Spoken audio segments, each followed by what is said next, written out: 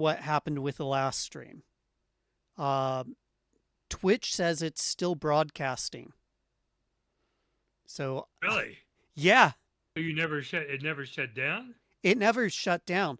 The machine that I was streaming from is off.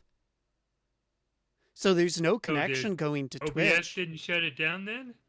Twitch hasn't shut it down. And the reply that I got from my ticket was, oh, yeah, this is a browser issue. Try a different browser or a different OS. And I'm like, I sent a response back very sharply saying, this is not a browser issue. This is an issue on your end. Here's an updated one showing that it's still showing as broadcasting. The machine that it was literally just as I said, the machine that I was doing the streaming from is no longer powered on. There is no possible connection between me and that broadcast. And they still haven't done anything. Ooh. Picking up more. Yeah, Also I'm shards. going There's a. away. All right, I killed the first shard already, Nubbin. Going to the next one. Yeah, The, I'm the, going the other thing, Joe, going that I'm around the outside. contemplating is taking the 5700X out of that MATX board and plopping it into the ATX board that I now have with that has 2700X. Contemplating that. Because that's actually the machine that I was streaming from the other day.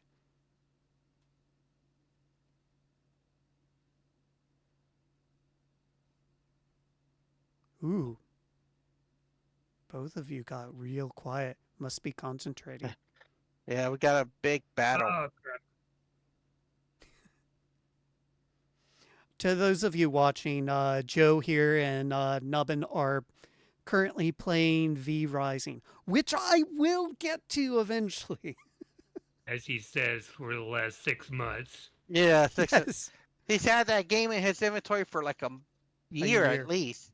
A year, yeah. Yeah.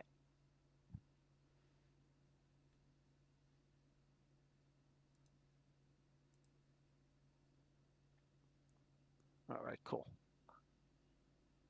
Here we go. All right, another one down. Yep. So the next one goes up here Yep. or goes down here. Oh yeah. Oh crap. Not the best of ideas. Get away from me, Ripper. Sorry,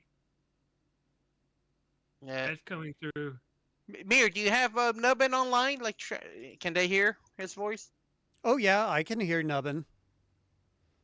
And probably so can the people watching. That's Oh. why I was. Maybe I should mute my mic while we're doing this. Nah, this is fun. Plus, I'm still not sure how the stream health is doing. I'm watching the dashboard on another computer, and it hasn't updated in a while. So I mean, I'm 4 minutes in, and Oh. I still Oh, don't know how the you got stream is. killed? Mm-hmm. But might as Hold on a well get second. some music for the people. There we go. I'm on your left side. No, but Yeah. Whew. Oh crap! I thought you had him already down. no, I was down, Nubbin. That's like I'm down, so that's why I said I'm on the left side, so you can revive me before you start fighting. But now it's too late. Now you gotta beat him up. Here, let Oh me crap! respawn. I'm gonna heading your way.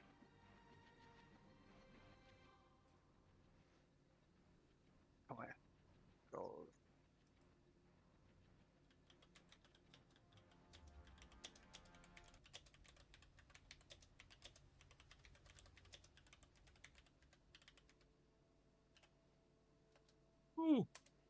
Ah, he got me.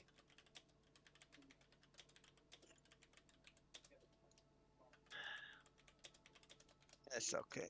I couldn't stay away from activating him because he was right next to me, and by the time went around him, He's almost dead. he was already. I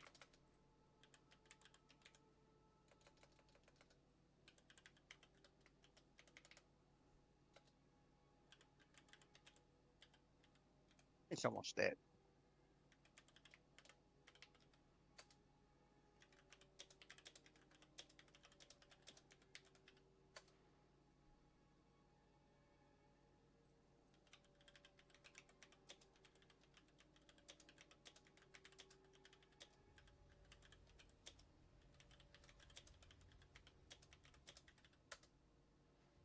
And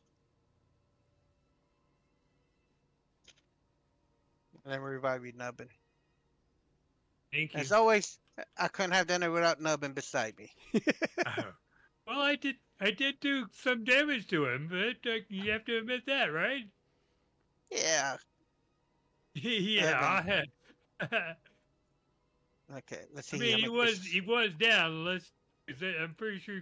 Well, you were already fighting him, weren't you? Yeah. All right. I Coffee. left him in. I left him in half a health, half bar, and you got him Oh, maybe a tenth more of a bar down. oh, okay. Oh, okay. The remaining are level two, that's level 80 or above. We can't knock those Yeah, out yet, there's one Nubbin. down at the very end down there, but Let me see. I don't know if we can get down there fast enough. Well, it says it's active for 17 minutes. Okay, Yeah. let's head out there. We What got are to. the odds of that actually being active for 17 minutes, though? That's what the map says. Let's try. I got you beside me. Without you, Oh, I'm probably going the wrong way again. we got you, Nubbin. With my Nubbin, anything's I possible am when definitely Nubbin's. going the wrong way. Okay, let's just do this. Turn around. Go back through here. Having Nubbin beside you, everything's possible.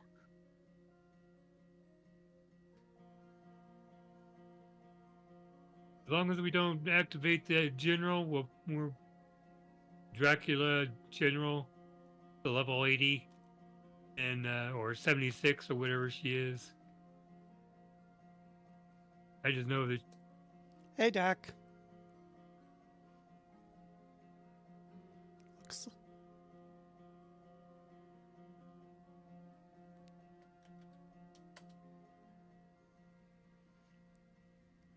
And yeah, Nubbin and Joe are playing V Rising at the moment, so I'll wait for them to finish this round and get to a good spot, and then they can watch me install Tumbleweed and ask questions. And you there on Twitchland can also ask questions too. Please do.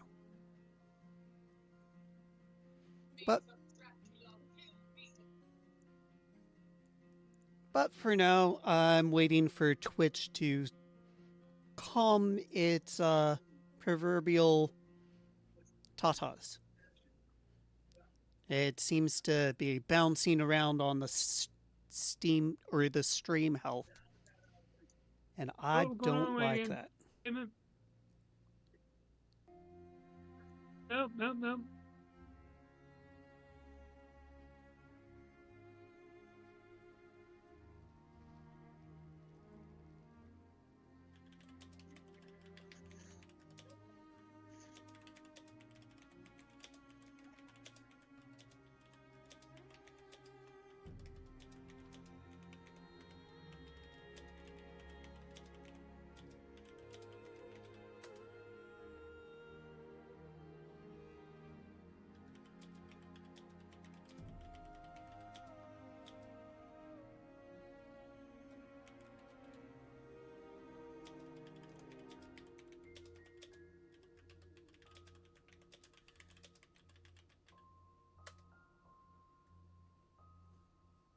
it caught me right as I landed. Dang it.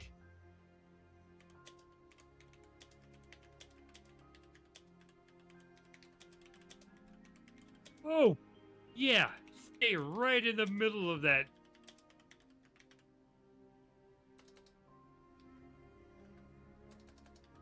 Ah, crap. All right, first course touchdown, Nubbin. Okay.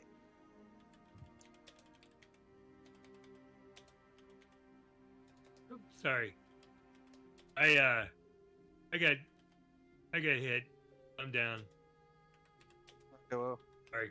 I won't be able to get you right now. Okay. I'll go ahead and Try and get the crystals.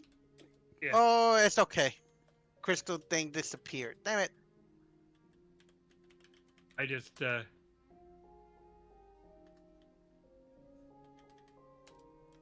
Okay, I'll go get you. Where you at, Nubbin? no, I already respawned.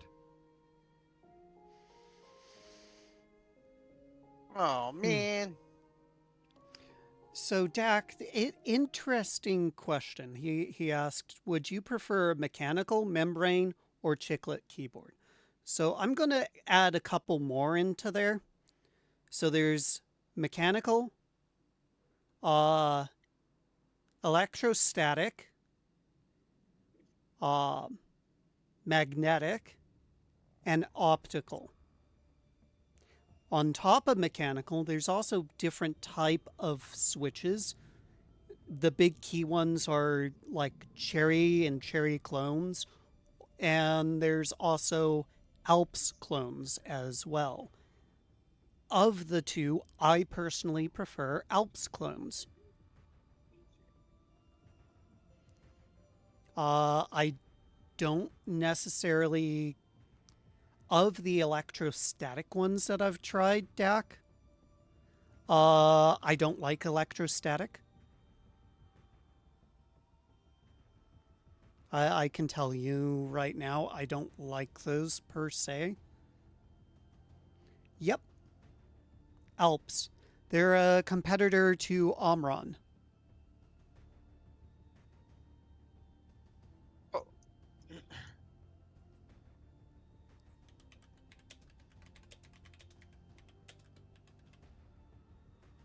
Let me see if I can buy an axe. Let's see if I got enough off this run. Oh, but let's see. I have here. You, Ah, you need m- no, okay. I got enough. I got 149 on this run. Oh, do you like those like Wolverine claw things? I dropped one of those. Okay, purchase. Okay, how many sharks did you get, Mister Nubbin? I dropped him right there on the ground right beside you. Okay, let's see. We got enough for two. No, we don't have enough for two. We got 331. We'll get on the next one, Nubbin. Okay. We got one axe. All right, let's head back to the base so we can see Mir's screen. All right, and let's keep an eye on this.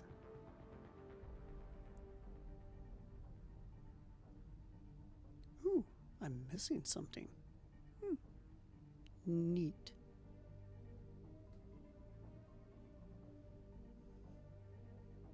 Oh, that was a good fight. Yeah, it was.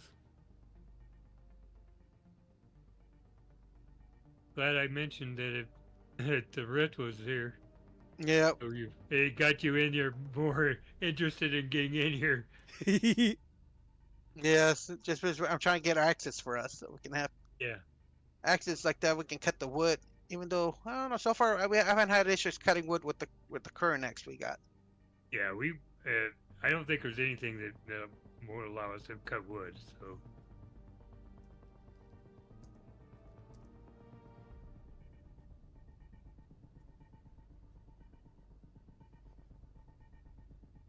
All right, we're almost there, Mir. Then we'll be watching your stream. Do you want us to watch your stream from Discord or the Twitch stream? For you, so that you can answer questions without a delay, I've got basically what is on the stream right now is also showing up on Discord.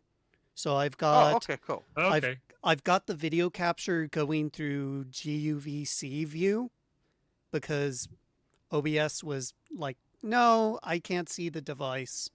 I see the device, but I don't see anything on it. GUVC does, so I'm capturing the GUVC window in OBS, and I'm sharing that same window in Discord. Oh, So okay. basically, How are you routing the audio though? well, I'm not, because this particular capture device is a DVI capture device. DVI doesn't do audio. Okay. So any bleeps, blips, or noises that the computer would make, I can't hear them either, because I don't have any speakers or headphones plugged into that machine. But quite literally, there isn't any noise made during an install.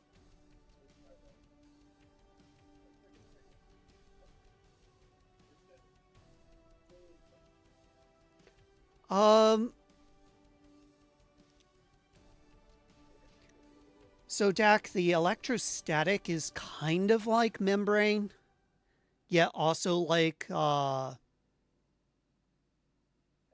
magnetic as well.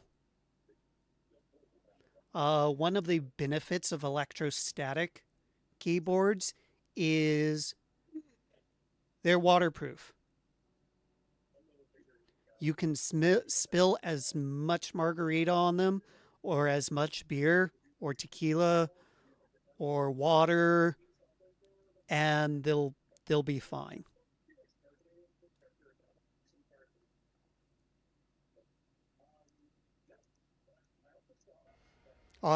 However, optical also has some of those same benefits as well, to a point.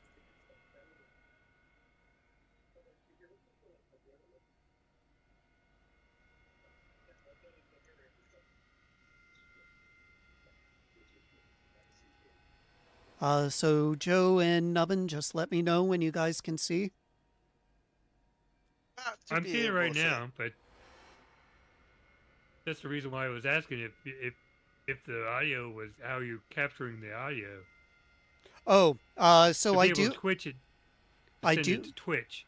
I do have music going on the stream, and I'm not passing that through to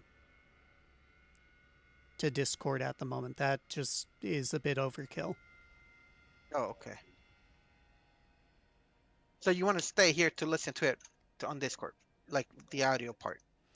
Yeah, I want to listen to you guys. I can definitely Okay. hear the music that I have playing that will be also showing up on the stream, but that is the music is there to kill any background fan noise or compressor noise. Because like right now, my mic is pointed directly at a freezer. Oh. That's weird. So if you guys are ready, I'll get ready. Okay. I am ready. Okay. So I'm in Vintoy. I'm going to choose the Tumbleweed DVD or offline installer. Technically, it's called DVD, but that's because they trying to change the name in the image creations tooling that they have is a bit of a pain in the butt. They've been using the DVD naming scheme since 2002, when DVDs were the method and USB drives just couldn't do this. So they haven't changed the name, but the DVD is basically an offline installer. And the benefits with that is there's included repos. Okay. So here I am at the main screen. Can you see that, Joe? Yep. See how I use the arrows to get onto installation, and lo and behold, there's a boot option down there.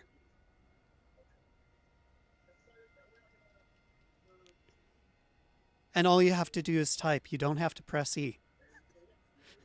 Oh, it just okay. Yeah, Where that's why it it was automatically by that the line. Okay.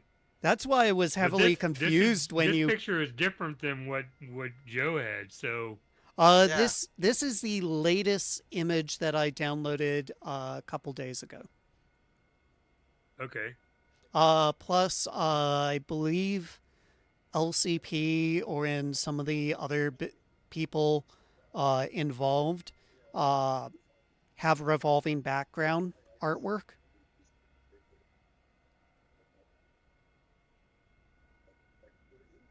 So, because this particular machine has an Nvidia card, I'm going to do the no mode set to start up. Okay.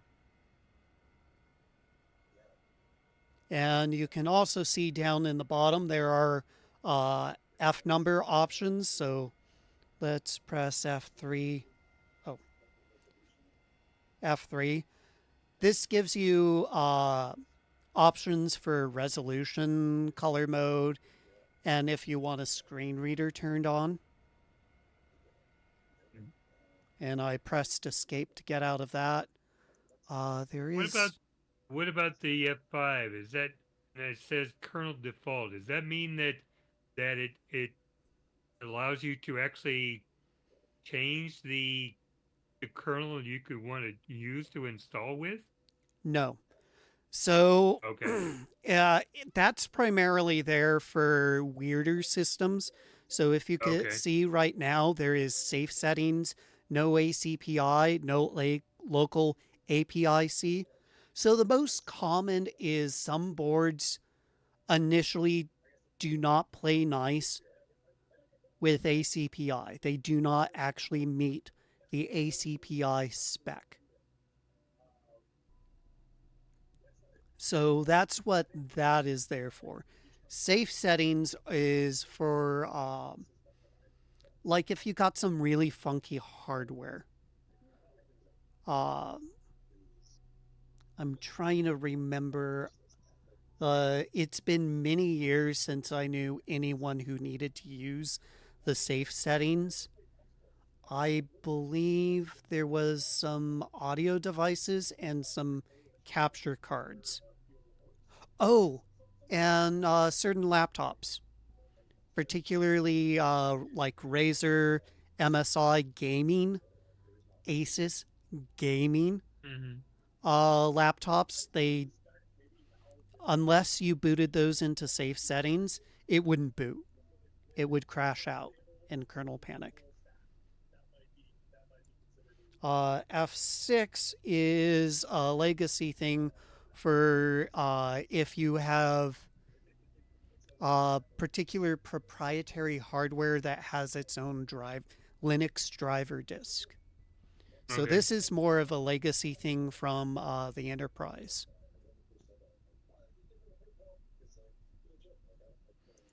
There is another something else here. I forget.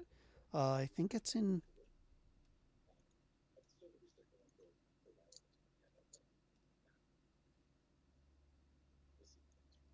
Is it F?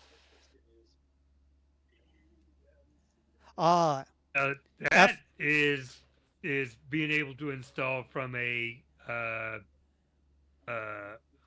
what do they call it? Pixie, right? Uh, More than just that.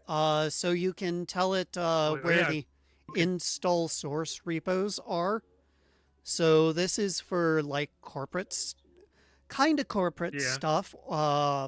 If you have Proxmox with your own locally hosted repos, you can set it up for that.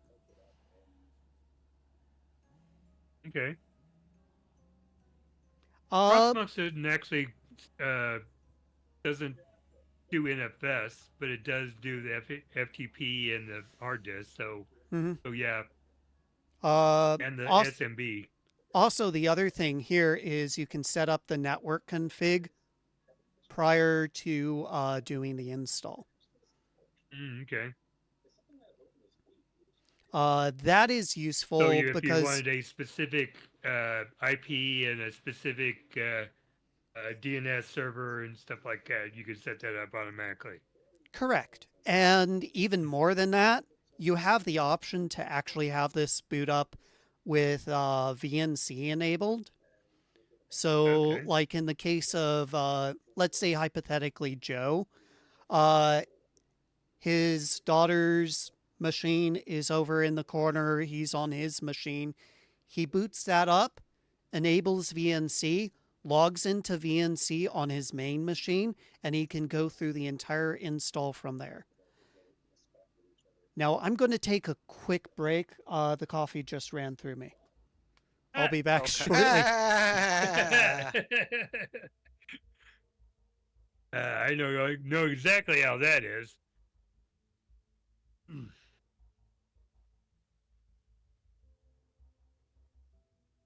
Actually, while he's doing, you you you had the same idea. this is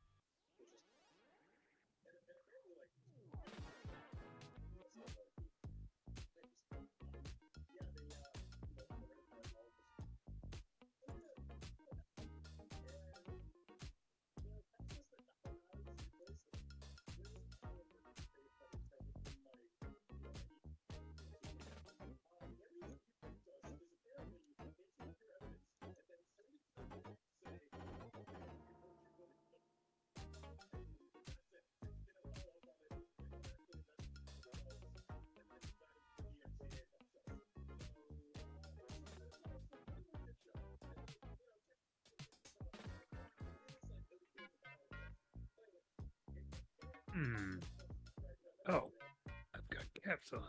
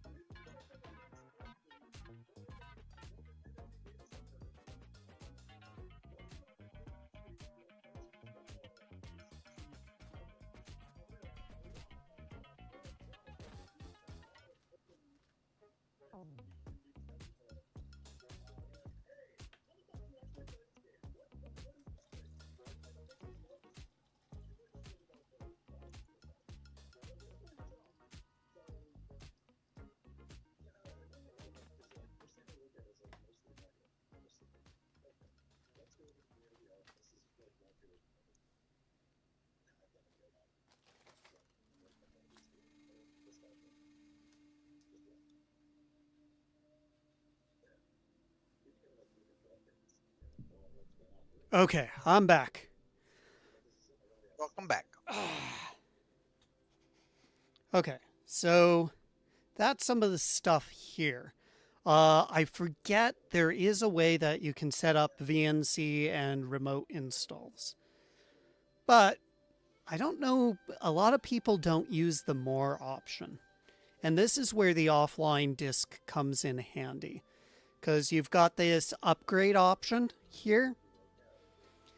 That's for if a DUP goes bad, you can come in here and force a cleaner DUP and get back to a base level system. I have a few streams where I've basically abused this option. The upgrade option is also very useful if you have a machine that hasn't been updated in years. You want to use this upgrade option for bringing it up to the latest version. Because things like curl, zipper versions can be different. And when you're doing an update, when those things get updated, other stuff that is actively being used will just stop working. That's why I gave libcurl as an example. I had libcurl, libcrypto, SSL update to a newer version that the zipper that was actively running couldn't use. And it crashed midway through the update.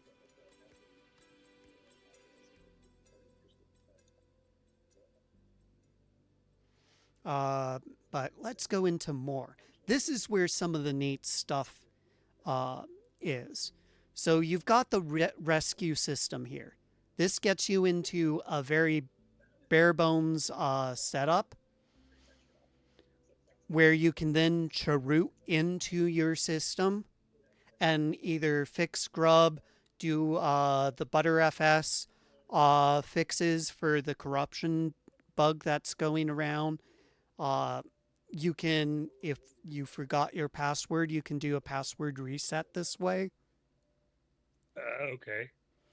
That would help. Oh, yeah. And the neat thing about this rescue system is this isn't just OpenSUSE exclusive. So you could technically use that rescue system to fix your Proxmox install. Or fix Nubora, or fix Pika, or Bazite. Or CachyOS. Exactly. I actually have I have a CachyOS NVMe that I can't get into anymore. That it's kind of borked because of Btrfs, and I'm trying to figure out how to get into it to save it, but because if I can, I'm just gonna wipe it out and do something else completely different. So another thing that's incredibly useful, and I've used this myself, especially when I buy used RAM, is the offline installer has a built-in memory tester, which is incredibly useful.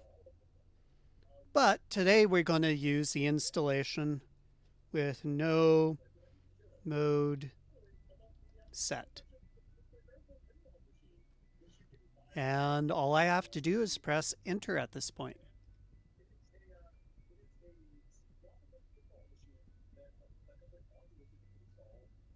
And sorry, Dak, I do have links disabled. Mostly because at some point you'll see bots popping up saying, hey, free likes and blah, blah, and go to this sketchy URL to get free likes.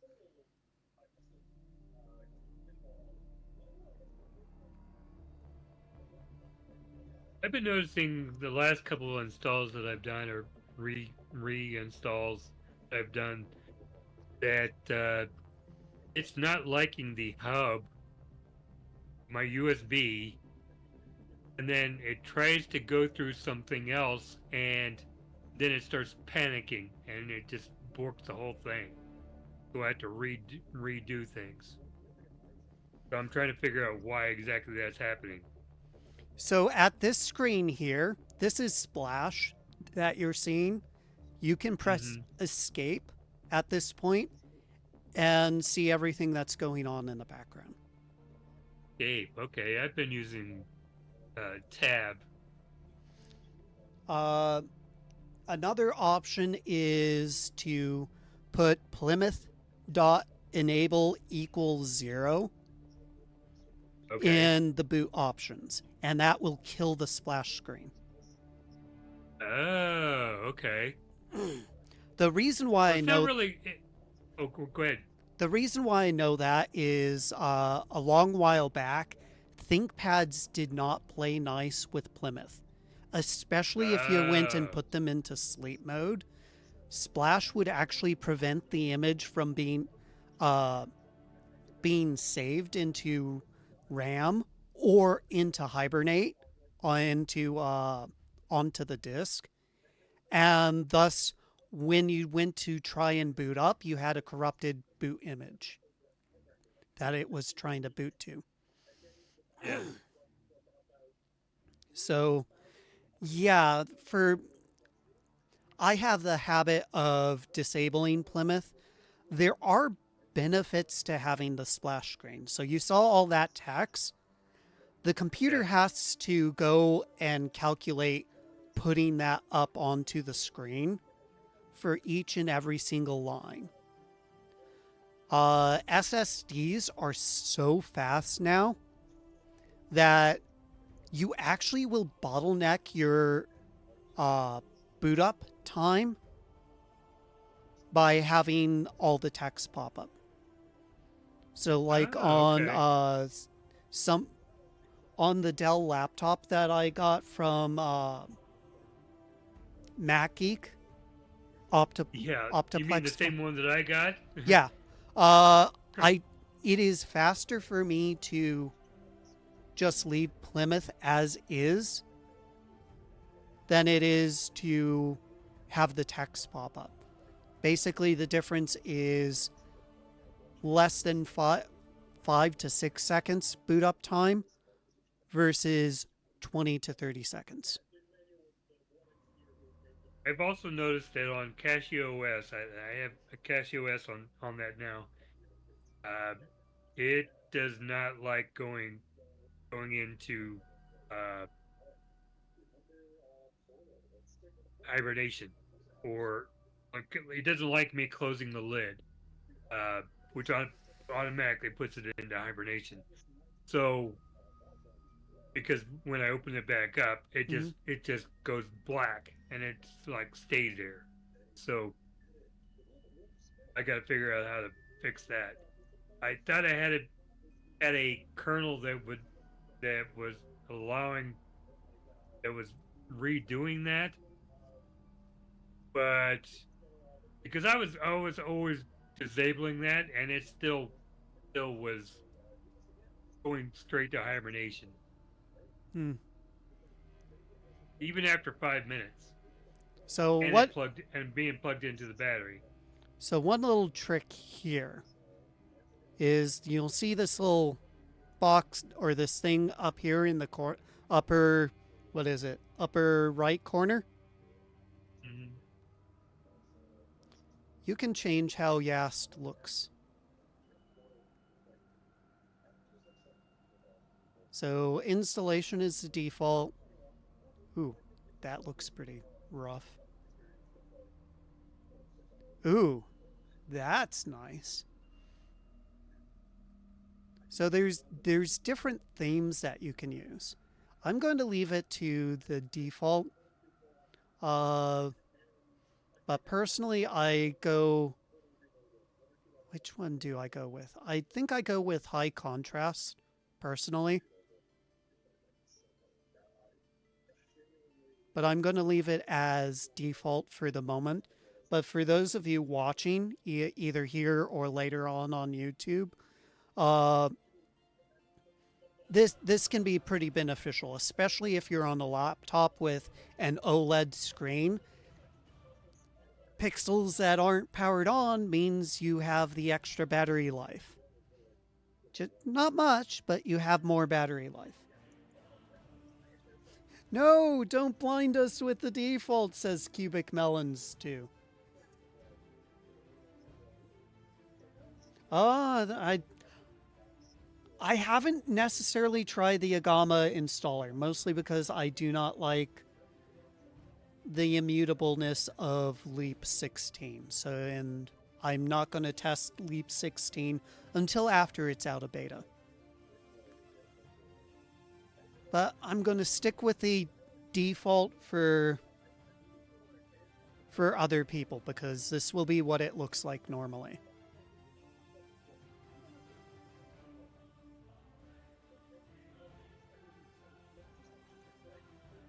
Okay. Wait. Here's something off here.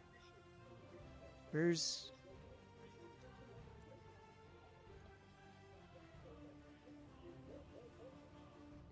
Oh dear. Oh dear. Oh, something's cut off.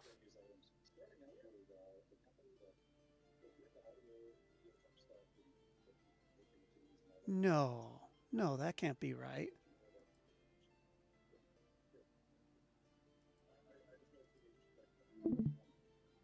Uh-oh. That's not good.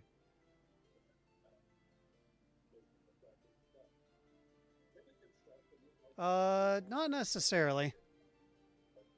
I'm just changing resolutions.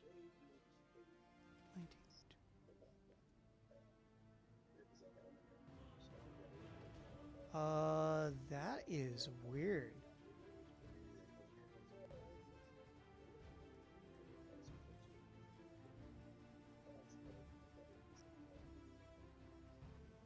I haven't left that screen, by the way. Huh.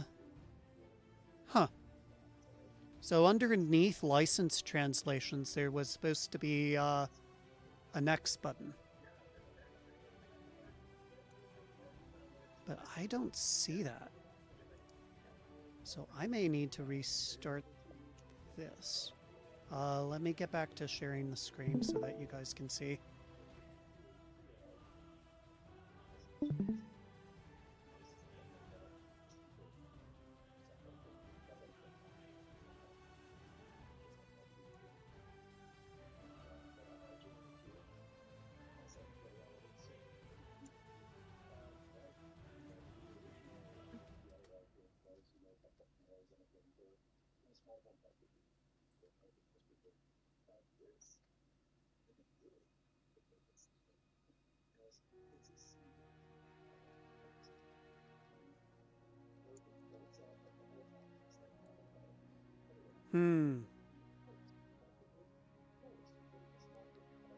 Part of the screen is cut off. I think the capture device isn't playing nice. They're cutting it off because of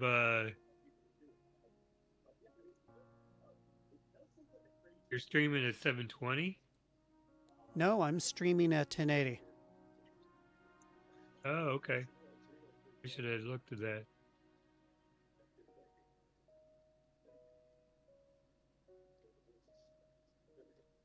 Oh, it says 720 here. Oh.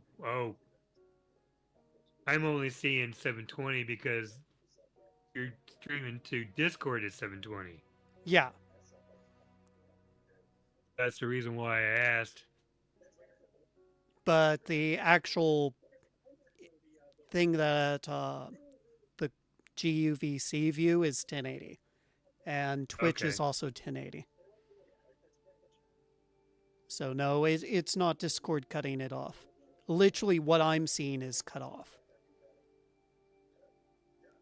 And I think I'm going to have to hard reset this. Be right back.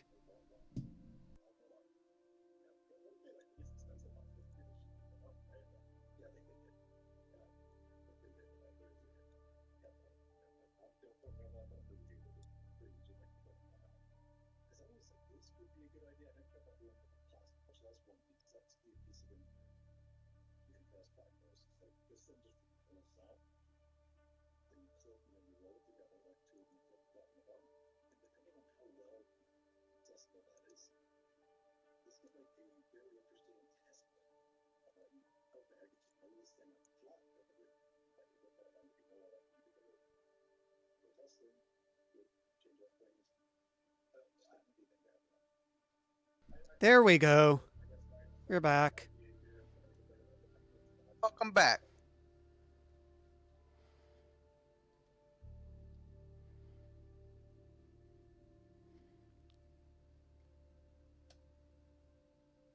So gonna get back into this.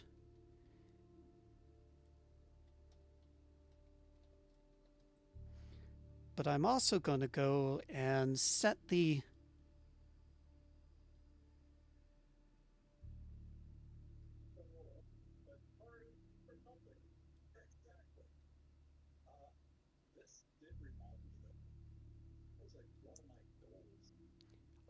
okay. Okay, so I set the video mode to 1920 by 1080. Hopefully that works. Mm-hmm.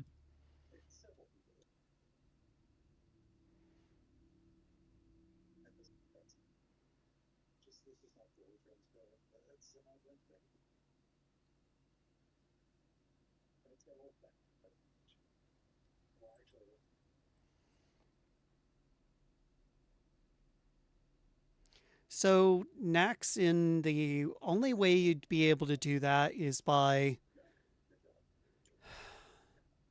the easiest way would be to add it to FS tab. But if it's a removable drive, you quite don't want to do that, because if you don't have the drive plugged in during boot, it will panic and crash. I've had that happen before. Yeah, so have I. Actually, not that long ago, too. Wait, why is my 2 terabyte drive not showing up? Wait, when did I get a 2 terabyte Western Digital Blue? Huh, neat. Oh shit, that's my home drive. Oh fuck.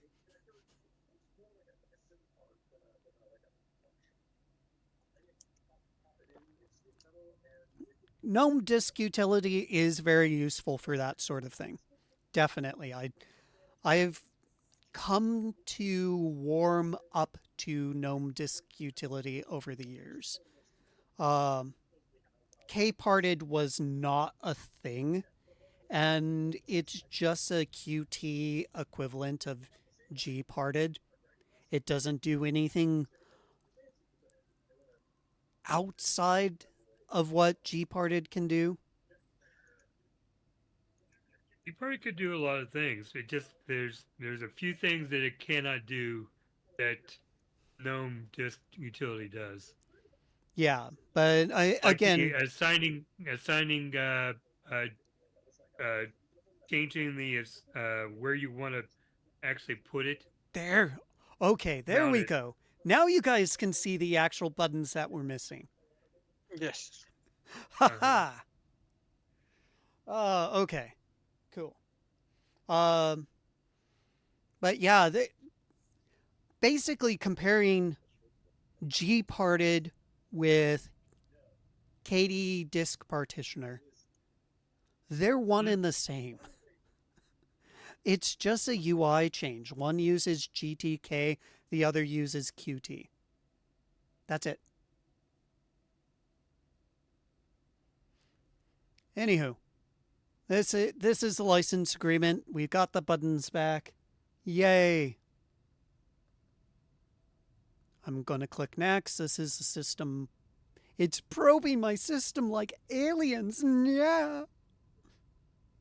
Enabling online repositories. This is useful, especially if one has a fast internet connection, or a fast or reliable internet connection. If you don't, you can click no and everything will work. I am going to choose yes, because that's the default. But there are benefits to choosing no. And one of the benefits of choosing no is you will have most likely a working setup once everything is done. A clean working setup. And there won't be like some update that gets automatically updated via the repositories that could potentially break things. How So would you know if the online would do that? I mean, if you don't. It is basically kind of like a bit of Russian roulette. okay, I have not had it necessarily do that to me in a very long while. The last time I had it do that, and I'm actually concerned that it might do it today, is it will force the Nvidia repo onto me because it will detect that there is a 1050 Ti connected.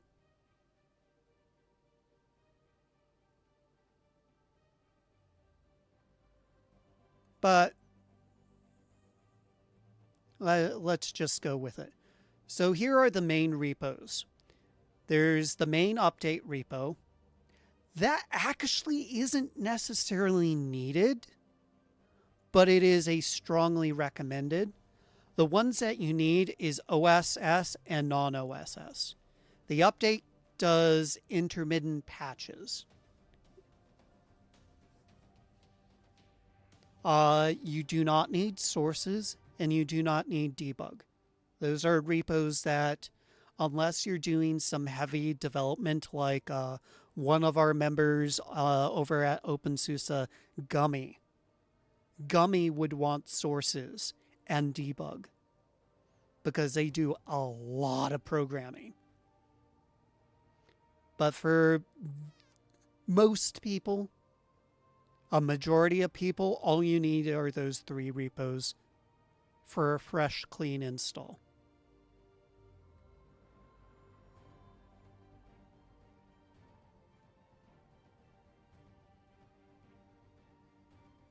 So I'm going to go with the defaults.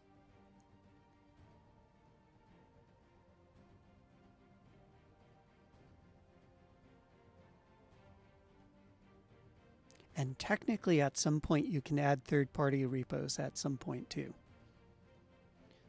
This is where you can set up your basic desktop environment. Whether you use KDE Plasma, GNOME, XFCE. The neat thing about generic desktop is if you choose that later on, I'll show you how to add not only additional desktops, but multiple desktops. So what I'm going to go for the default for now is, for me, I'm going to choose XFCE. Because can you change, add and additional desktops from that? From this, no, but I'll show you how to do that later.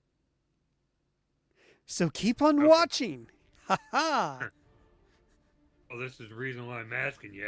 I mean, Foreshadowing. there are some things yes. I do know, but and I've tried it before. I didn't know if I was completely corrupting things when I was doing it myself. No, if you do it the way I'll show you, foreshadowing, it should not cause any issues. Okay. Which means that you're going to use a non... Right now, I'm going to... The default that will be set up for the system will be XFCE, and it will automatically pull those packages down. So okay. that is going to be the base. And then I can build up from that base later on in this process. So I'm going to hit next.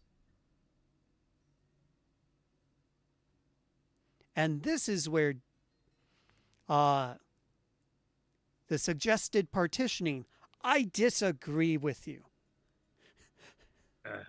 You go to the expert partitioner instead? I'm actually going to do guided. And the reason for this is the way it's going to default right now is everything is going to be on a single Btrfs partition, including home. Yeah. I do not agree with that. Because if something goes wrong and your entire system is hosed, you lose your home directory as well. So I am going to go guided. I am not going to choose any of these because I'm going to go default. None of those are automatically selected at default. If you want to deal with this, read up on it. There's some really good guides on how to deal with it. So I'm going to go here. File system type. Btrfs enables snapshots. I'm going to propose a separate home partition. Okay. And there are multiple different file systems that you can choose. My suggestion is decide between ext4, Btrfs, or XFS. For me right now, even though I have a love-hate relationship with XFS, I'm going to choose XFS because it's the default.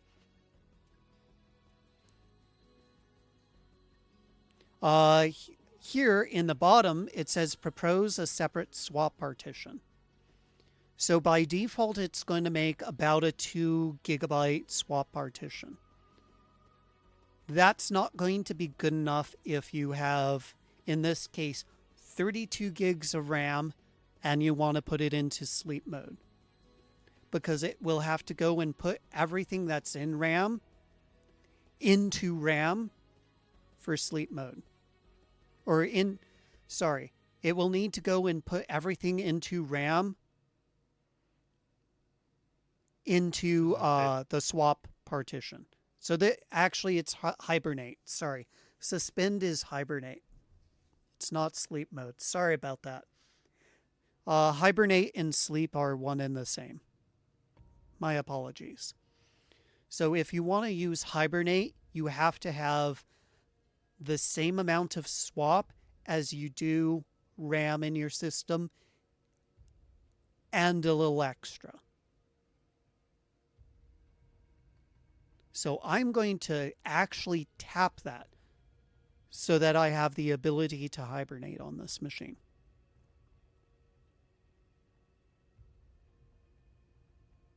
I don't tap that for the HP workstation because that's a hell of a lot of swap drive space.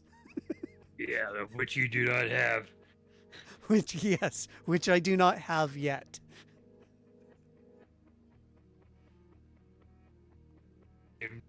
Whoa! Oh! Was that me? I don't know. That was me. So now I'm back at the suggested partitioning, and it will create a GPT partition on dev SDA. It will create the BIOS partition on SDA1, a root partition with Btrfs and snapshots for 160 gigs on dev SDA2.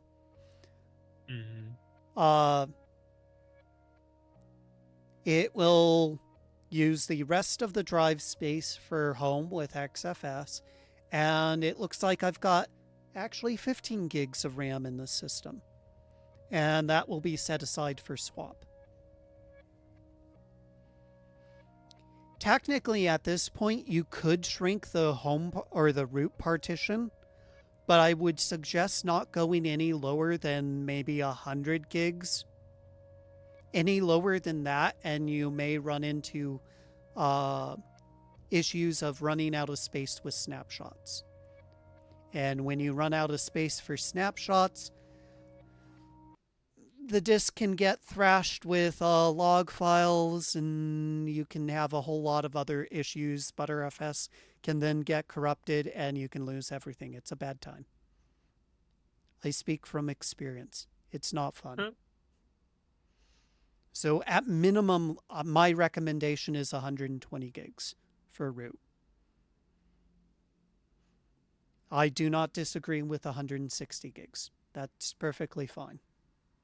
More than enough space for snapshots, especially if you go and do custom snapshots.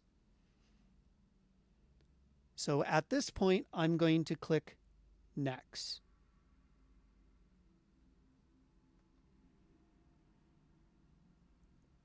Now it's syncing up with a time server.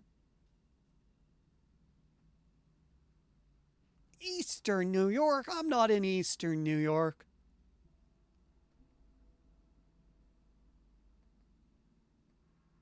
It defaults to New York? Yep. That's interesting. Yep, always has. Usually most of my stuff always defaults to California. Nah, OpenSUSE defaults to New York. And they don't have Atlanta. I'm sorry, Joe. I think he's muted his mic, so he might be He'll be offline. right back. But they don't have Atlanta, Georgia. But they have Winnemac. Wherever Winnemac is. Georgia? No, that's Winnemac, Indiana. Holy crap, look at all these Indiana places. Winnemac is North Indiana. Tell City, Vincennes is south, yes. Vevey, and East Indianapolis. Yeah, it's East Indiana. It's back when we were doing the time zones, going back and forth, spring and fall. Well, Indiana has since decided to change that. So at least for Indiana, there's what? 1, 2, 3, 4, 5 options on the map here, and there's not a single one for Texas. Well, it's because Texas didn't change their time zone. We did. And there are certain sections of Indiana that actually is still in central, even though most of the other part of the state is in eastern. Anywho, I'm going to choose Los Angeles for now. And everything else here can be set to defaults. Really, if you need to set anything else for the clock and time zone other than clicking on the map for the closest city next to your location, you know what the heck you're doing. Yeah. Most people don't need to go beyond what I just did right now, choosing the closest city. So I'm going to choose next now. And this is where people get caught up. The default for OpenSUSE still is automatic login. Don't do that. Go down here, uncheck this checkbox. The reason for that is if you have automatic login checked like it is by default, key rings will not get automatically unlocked. Oh, okay. So I wondered about that. So a very good example is web browsers, both Firefox and Chrome-based browsers. And I'm going to use Chrome-based browsers and it's an example right now. So with Google Chrome, you can log into the browser with your Google account.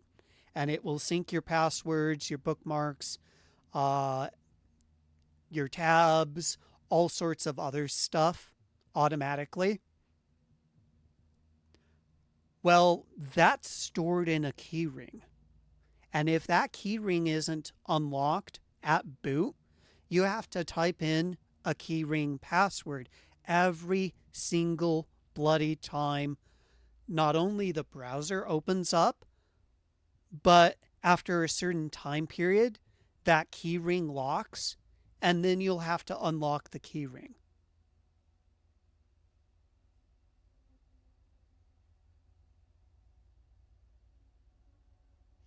Okay, so Naxon asks, can you tell me what RAM swap meant actually? So what swap is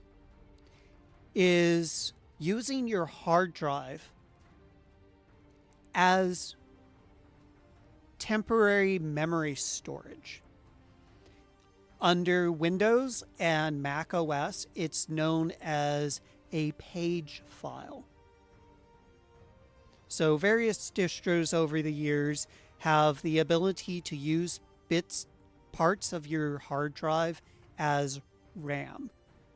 This goes all the way back to DOS, back to the 70s and mostly the 80s, where you only had 640 kilobytes of RAM. But you may need more RAM for certain applications. And let's hypothetically state that you have like a 10 or 20 meg hard drive. Well, you could use a portion of your hard drive for RAM.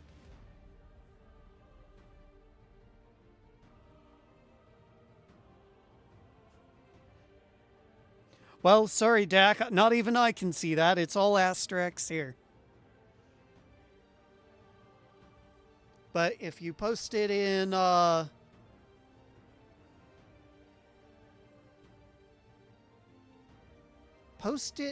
the, let's see, the SoCalSUSE channel on OpenSUSE, I'll go and I'll post it into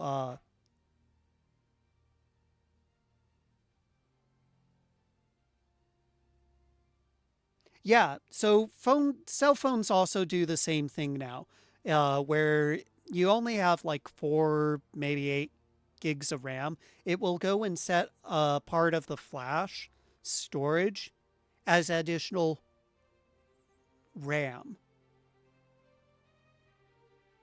It's a good thing. You want to have swap. Linux and Unix, Linux does not like not having swap. So you want to have swap, period. Whether it is drive space, whether you're actually using ZRAM, which is taking your RAM, making a RAM disk. So using your RAM as a disk, a virtual disk image, and compressing that. Turning swap off will lead you to having a bad time, especially if you get hit with an out of memory error.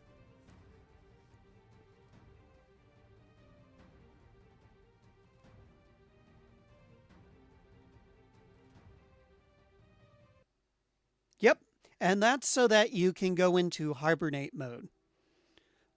So the reason why in Nabora it went and gave you an equal amount of swap to the amount of RAM that you have is so that when you put it into, there's 2 ways you can put your computer into a suspended mode.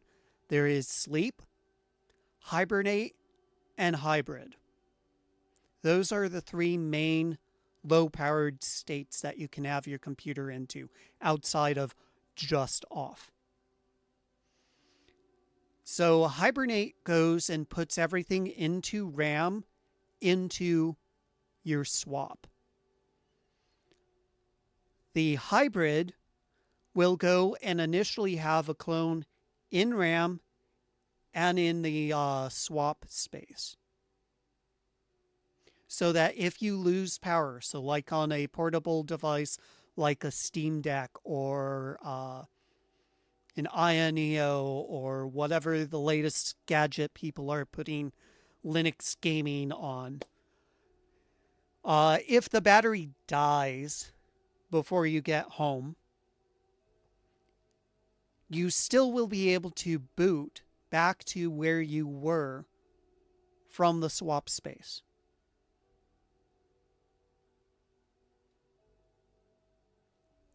So getting back to this, I strongly suggest disabling automatic login. The only time you'd use skip user creation is if you're setting up a server and you're going to actually be importing user data later. Another thing, going back to the partitioning, if you have a home partition already, you won't see this. You can actually import your home user information automatically. That's one of the neat things that popped up around Leap 13, if I recall, is the ability to import user data from home if you have home on a separate partition. But So, it's not done when you're doing it at install, though, right? It has to be done no, after. it's done during install. So, as an example, this HP workstation that I have here, I did the OpenSUSE install over the Windows 7 instance that was on the hard drive. So technically, I'm dual booting. I have Pop! OS and OpenSUSE Tumbleweed. But I have my home partition on a separate drive. I just imported my Pop! OS home information, my user Okay. name, and my user password all got imported. It also imported all of my configs, so my desktop, my theming, everything. GTK, Qt theming. I didn't have to re-log into Discord. Most of my OBS settings also transferred over. Wow. Okay.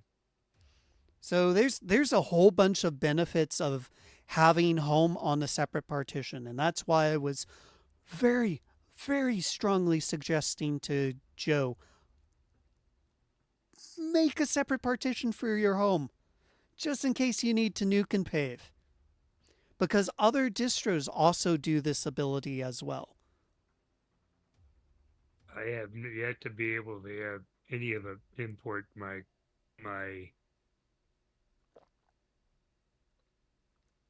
back. I had Pico OS at a separate home directory, and it still didn't import it. So Yeah, I don't know. some don't, but the ones that I do know off the top of my head that do, Fedora, Ubuntu, Pop! OS, OpenSUSE,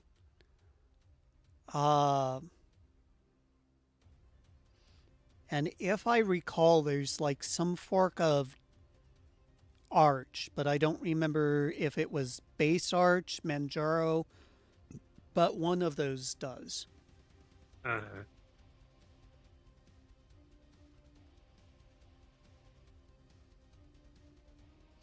So pretty much all of the Red Hat based distros should. There may be an exception. Like, I don't know if Bazzite does. I don't know if Nabora does. But I know Cent and Fedora do.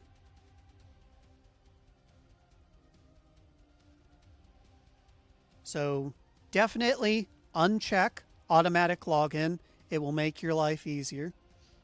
Another thing that requires key rings, Steam. Because Steam's webpage is Chromium based.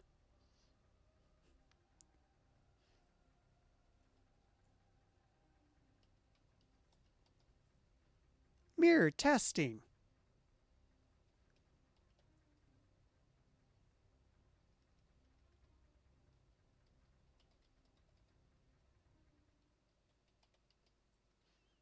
Oh, it's not going to like this password.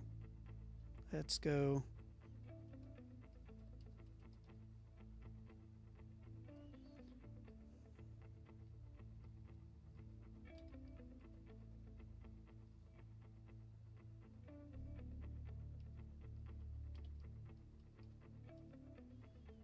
Okay. I got to remember that password.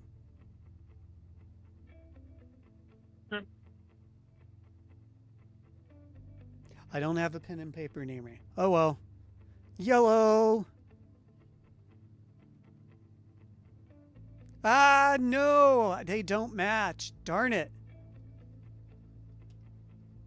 I screwed up somewhere.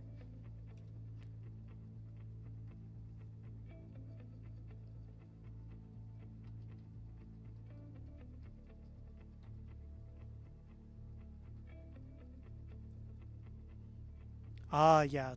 Not enough characters.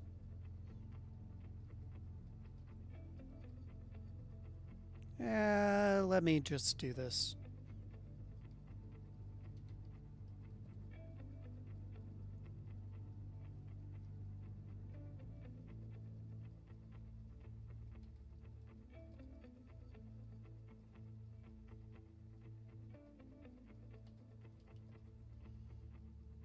Those should match. Really? Okay. I'm gonna stick with this because this is just a tutorial. So this is the most powerful bit. So that foreshadowing nubbin that I mentioned earlier, we're at that point. So here's the first thing I'm going to do is I'm going to go into the bootloader options, go into the kernel parameters. I am going to remove the no mode set, add no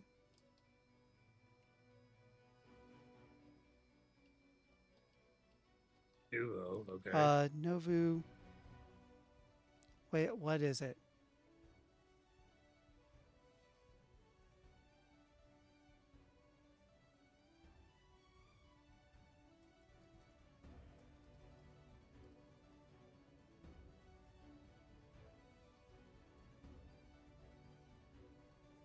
Okay.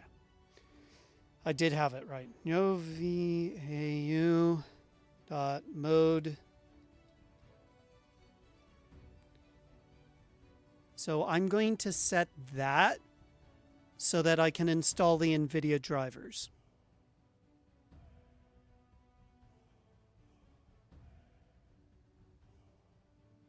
So it's allowing you to So this allows you change that. Okay. to edit your boot parameters. So usually at this point, I would change splash to verbose, get rid of quiet, add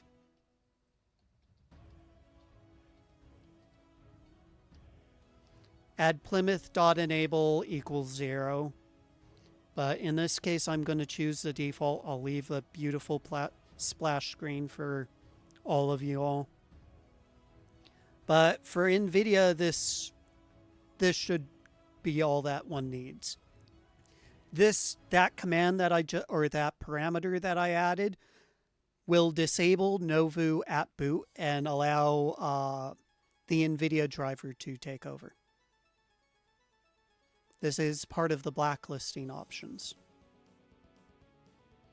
And another thing I'm going to do is I'm going to live dangerously.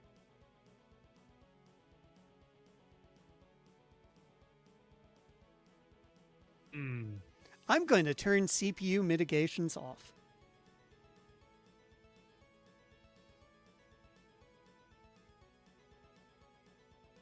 So that means not putting in the microcodes. No, Is that correct? it means I'm not getting the kernel protections and performance hit for Spectre and Meltdown. That's kind of what I meant, but The microcode is still going to be added, so the microcode fixes are going to be there. Those are hard required for the CPU. okay. So this isn't going to Right. this isn't messing with the microcode itself. It is kernel level stuff. Uh, I I don't remember the exact specifics, but I do know if I leave that on,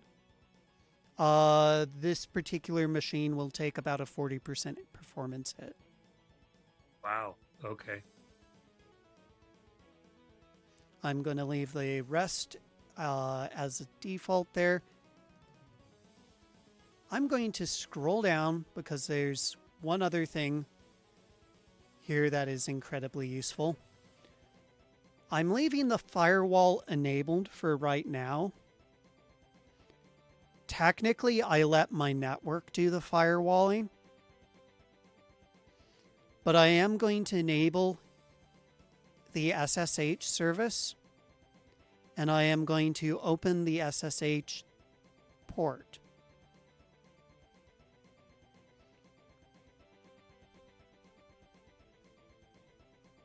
There are some additional things you can do here, like changing the SE Linux capabilities, whether it's permissive, disabled, or enforcing. I'm actually going to set it to permissive for right now. I'll leave policy kit to default.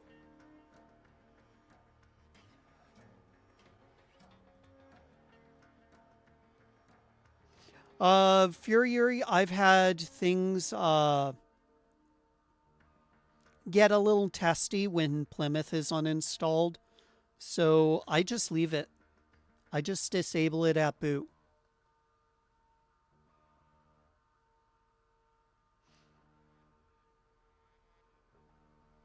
Network is already set up.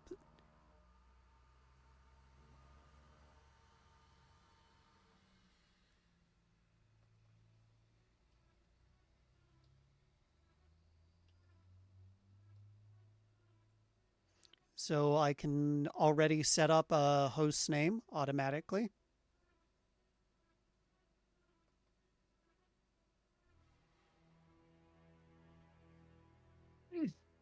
That will make SSHing so much easier. But since I'm going to be nuking this install later on anyways, doesn't matter.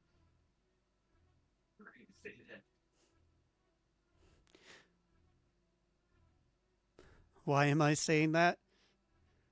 I said I was wondering if you were going to say that or not.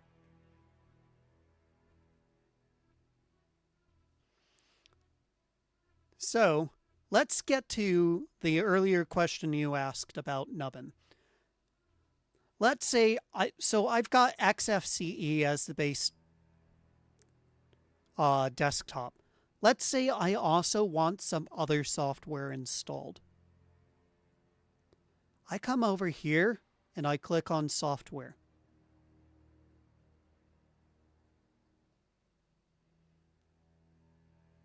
Oh, And okay.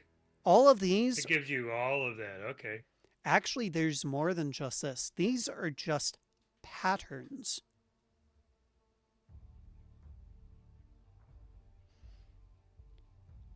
So all of those are just patterns. I want more. But first, I'm going to set up Cockpit because that's going to be a pattern that I want. And now I'm going to click Details. Now we're in a full YAST software UI. Oh, okay. So over here, woohoo, Nano! You do actually like Nano? Oh my. Rare that most. I'm not saying I like Emacs or anything like that. I'm just saying Emacs! Let's most install people that. Emacs. Ooh, sorry. I've learned Nano and barely that, so it's hard enough for me to learn shortcuts for that. So this is where you could also uninstall Plymouth and just blacklist it right off the bat. So for Fury, when you do a fresh install, you can just blacklist it before. You don't have to install it. It doesn't never have to be installed in the first place. You can come here, right click, do not install, and then hit taboo, never install. And Plymouth will never reinstall. I do that with Package Kit. But let's do something that will actually be useful. I'm going to use the Nvidia repo.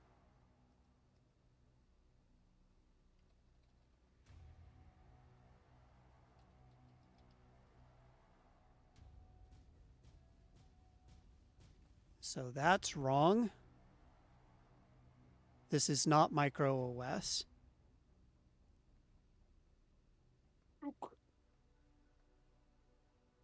So that's going to end up being a bad time. This is also not... There we go. It's not slow roll. It's Tumbleweed. So this should install the Nvidia repo and the drivers. Hopefully, it doesn't install the Open driver, because this card doesn't support it.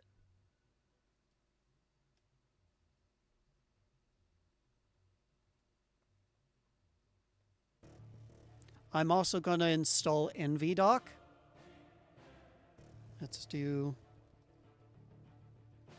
see if NVTop. Yep, NVTop is there.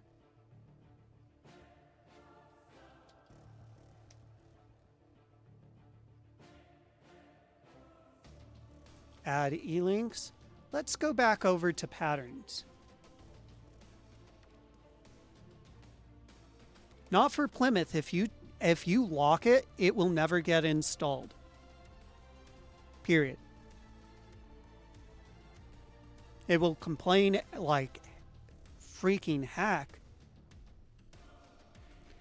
So let's go with Gnome Wayland, because why not?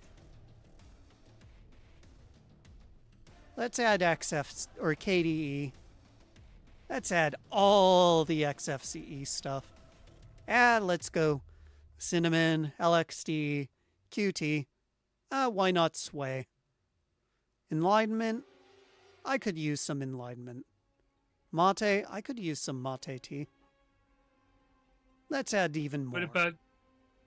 What about the what's the new hotness in the filing window? Dang it. Sway? Know it. No, it's Hyperland? Hyperland, yes. You have that? I believe it was removed because they ran into some security issues, and the security team got frustrated with the upstream project, and it is now removed from the OpenSUSE mainline repos. You have to, if you want it, you use it from a development repo. Okay.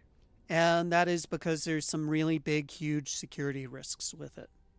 And the OpenSUSE security team has a really, really good detailed blog on what happened, why they got frustrated, and why it has been removed. Hyperland has also gone premium too, so it's.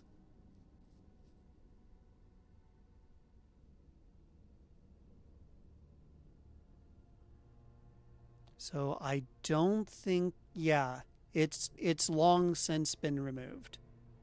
Okay. I'd Uh, ask. yeah, good question, because someone might ask. X Windows system, all that's there. So yeah, I've got all of the desktop environments. Console tools? Sure, why not? 32-bit runtime environment? Sure, why not?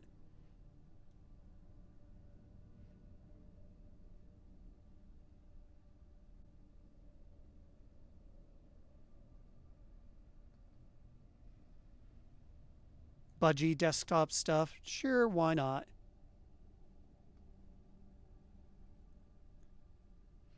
And here is where some more useful stuff is. So if you do any sort of development, just going and clicking some of these patterns can make one's life so much easier. Base development, KDE, and GNOME will basically cover most things.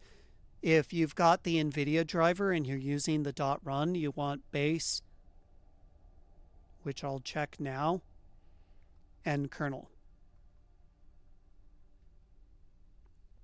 This will make it so much easier if you're using the Nvidia driver from a .run. And then there's so much more, but this machine's not going to be used for any development, so I've got some of these ticked off on my main system. But let's get back to here, because what's another really important thing that people need, Nubbn? The thing that Joe keeps on saying is more important than tutorials. Video games! Yeah. Steam, Lutris, all the loaders for different. What's the one? That one that does the Epic.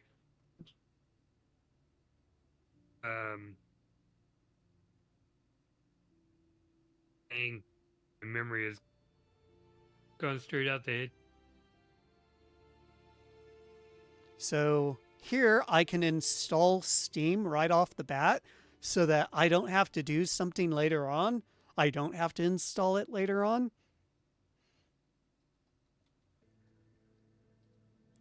Let's see, is there... Okay, so that's there.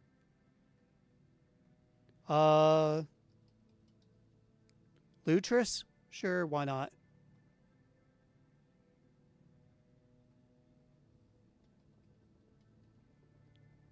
I don't think Heroic is in the main repos. I think that's in... That's what I was at. I was trying to figure out what the name of it was, but it's Heroic game launcher. It doesn't do just Epic. It does other things too. So a recommendation from a friend is install Flatpak XDG utils. I forget why off the top of my head. I think I was having some issues with Flatpaks when not having it. But XDG desktop portal is required for Flatpaks to work.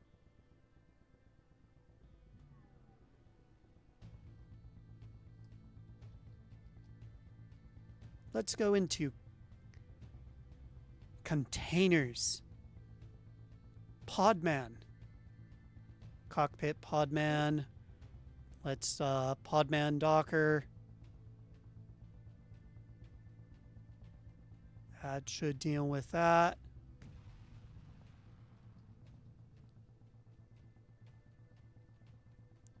Shits and do not install Docker. Okay. So you can't have Docker and Podman Docker at the same time.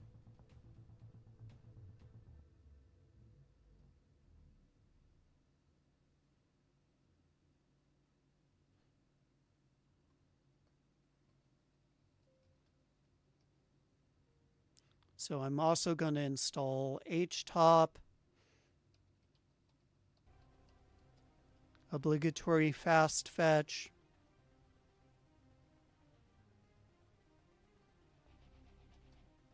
Nmon, which is basically a performance monitor, really lightweight too. So there, again, as you can see, there's so much you can customize before you get even to the install. I'm kind of liking this. And so there are patterns like what you saw here. There's also package classifications. This is actually very rarely used.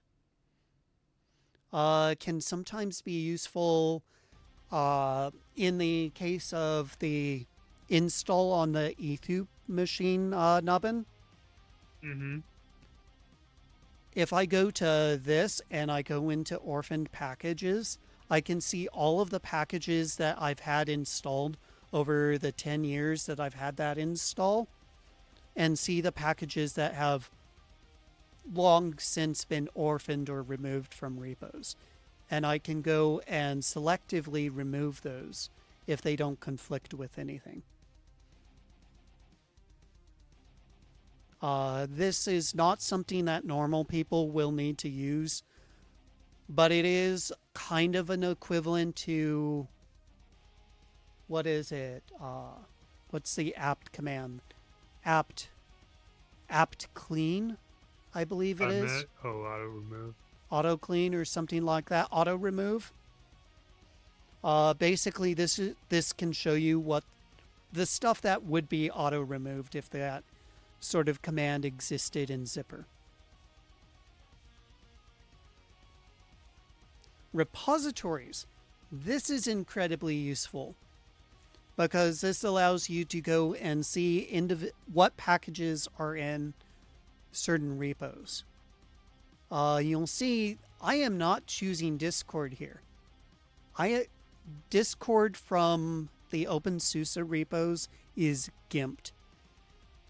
Because it has patent encumbered codecs in it, you have to get it from a third-party site. So it is actually better to get it from Flatpak, because the Flatpak will have those codec bits included automatically, and it updates quicker. It's also approved by Discord. It is authorized. So I strongly recommend people not install Discord from the repos. It is one of the few things that I am all in on Flatpak. Steam? No. OBS Studio? No. Those are two things that I will not install via Flatpak. But Discord? Yes. Very much so. And how do you install OBS? Do you do from the source? Me personally, I do install via source, but I get it from a third-party repo, which I will be showing off later on. Speaking of which, okay. I should get prepared to do the codecs later. So why deal with the installing OPI later when I can install it now?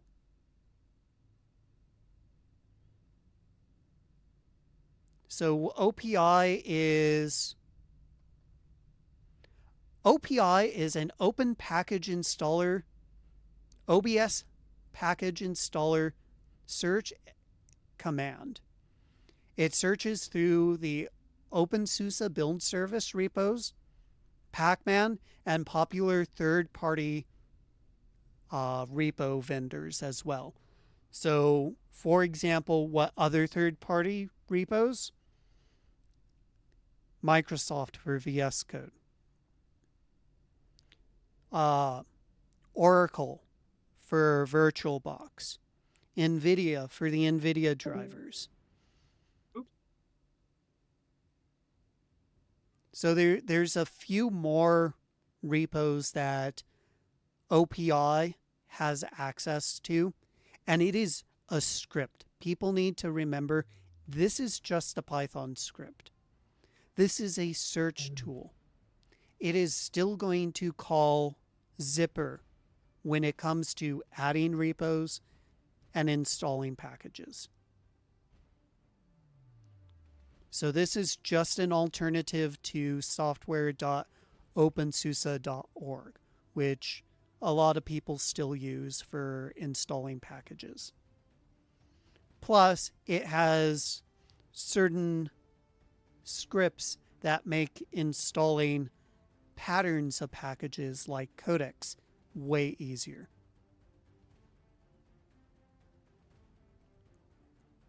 So with that, I am going to hit accept. Automatic changes. Okay, that's all good. I'm going to hit continue. Now we've got a really cool and custom install of OpenSUSE Tumbleweed with software that we want and need. We've got hostname already set up, firewall set up as best as we can, and install. And then you get another window here stating, hey, are you sure these are the settings that you want?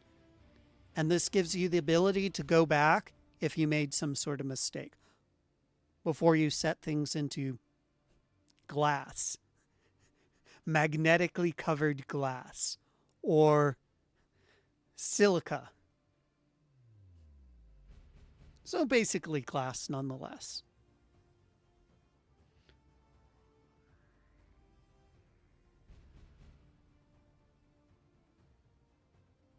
So now I'm going to hit install.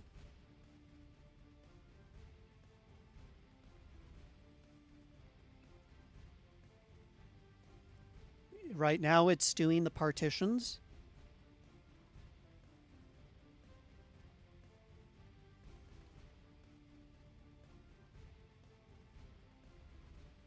So everything that I just spent well over half an hour on is some of the interesting tweaks that you can do before you install OpenSUSE. And there's even more. So DAC there might be more interested in the ability to import install settings.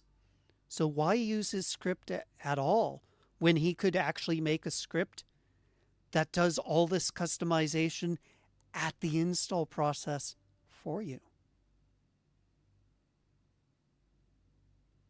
Ha ha.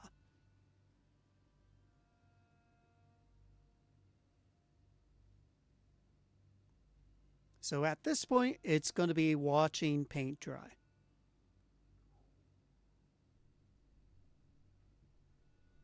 So I will be back.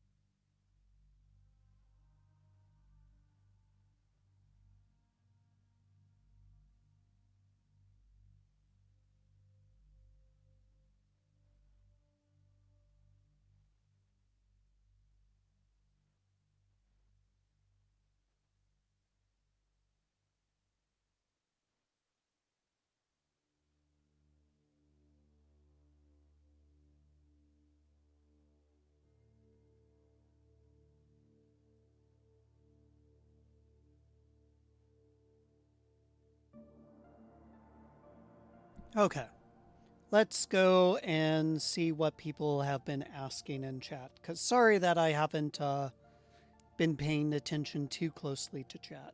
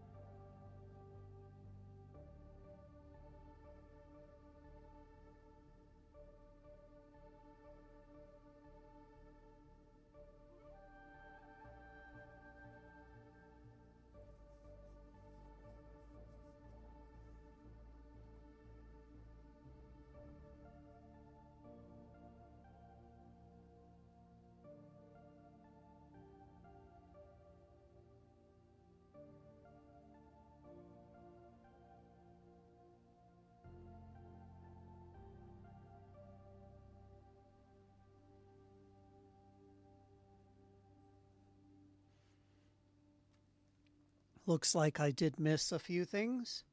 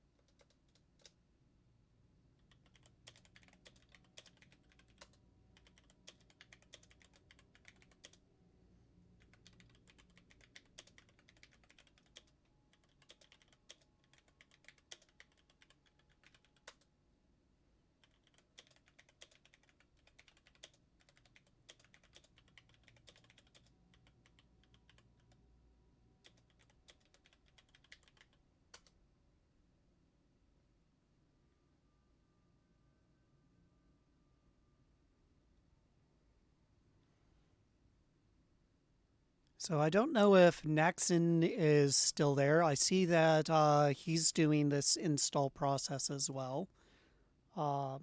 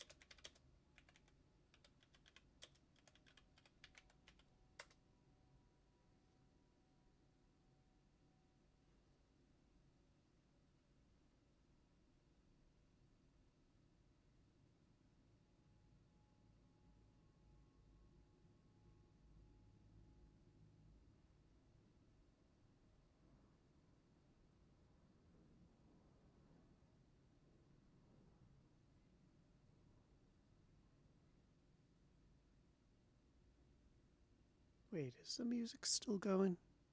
Kind of sounds quiet. Oh, it is quiet.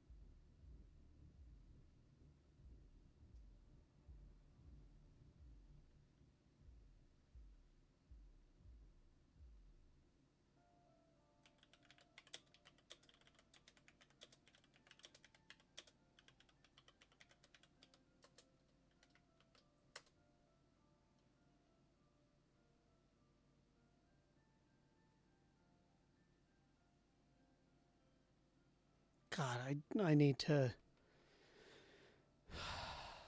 pull this keyboard out of production and figure out what's going wrong with it. Some of the keys are not working correctly.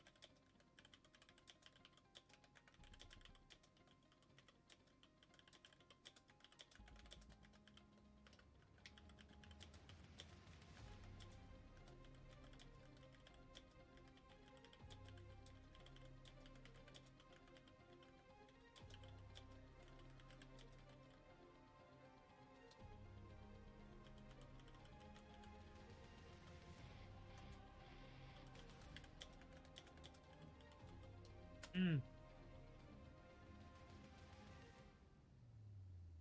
Mm-hmm.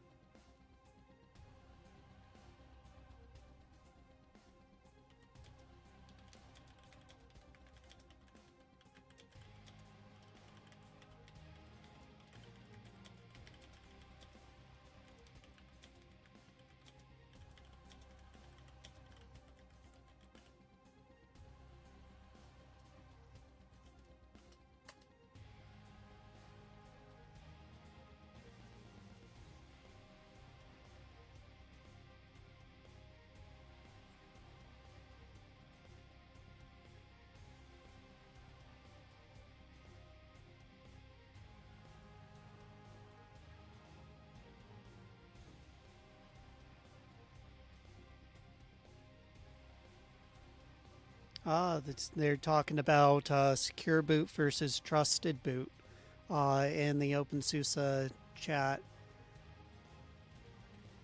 Technically, trusted boot is just secure boot, except for Linux. It does a little bit more. Signed drivers is one of the key perks with trusted boot. So no unsigned drivers can be loaded in, and if an unsigned and untrusted driver tries to load or module tries to load, the system does something letting the user know something's off. This is incredibly useful if a system is potentially compromised. I was reading up about trusted boot the other day. And what's the difference between secure boot and trusted boot? Well, in some ways, they're the same, but here are some differences with trusted boot. And it was mostly signed driver modules, signed drivers and modules, because modules don't necessarily need to be drivers.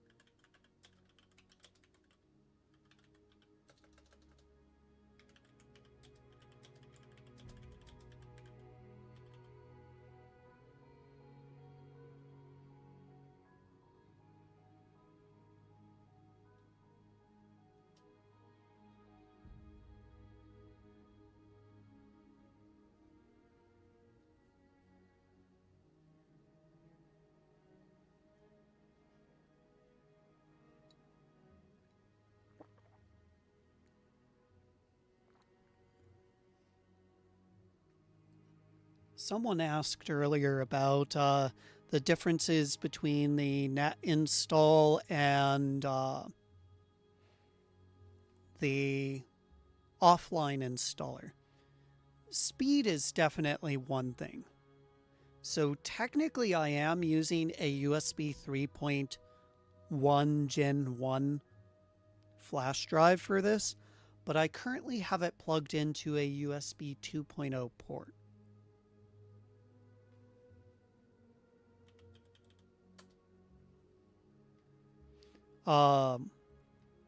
If the machine that I have doing this demo had onboard USB 3 that I could boot to, it does have a USB 3 card, but I can't boot to it.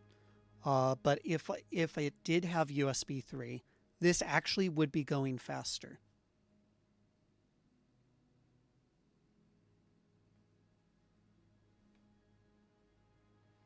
So the slowest bit now with modern zipper is not the download process, it is the install process, because that needs to be done one at a time.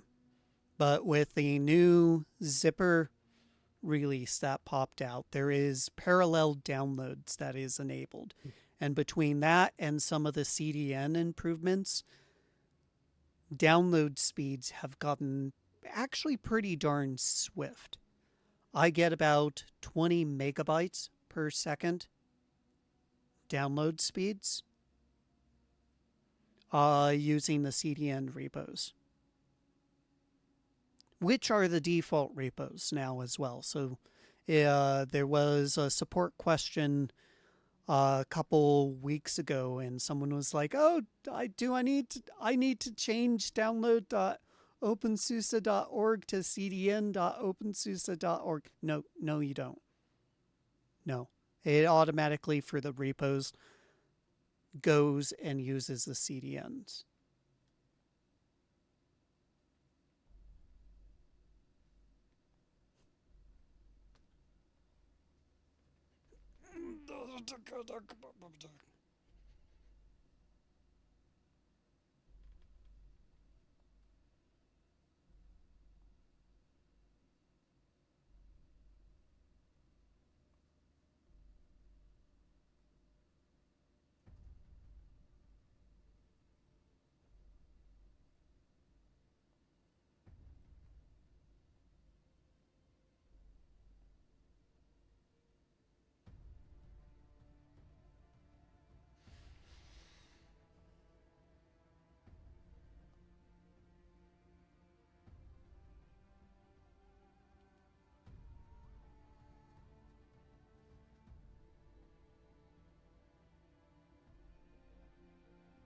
Oh, we got a bunch of.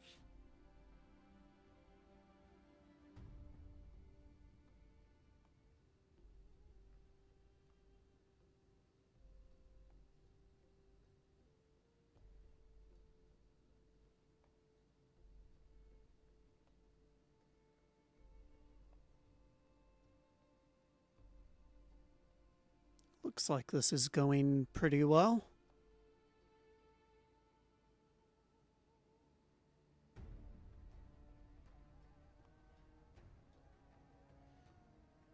The only thing different from this install from my last fresh Tumbleweed install is one, I have not installed on an Nvidia based system in ages, and I usually use the .run.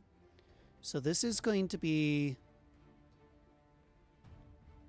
the first time that I've used the Nvidia definition package of my own free will.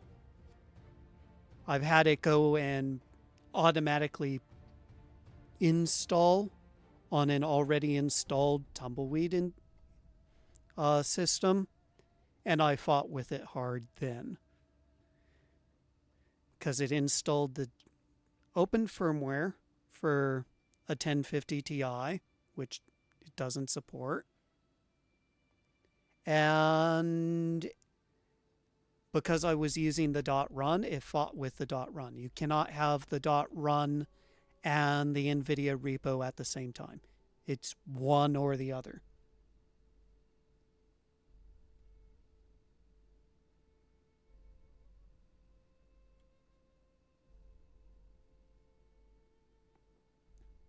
On another note, Nubbn, if you're still there, you down for some peak later on this evening?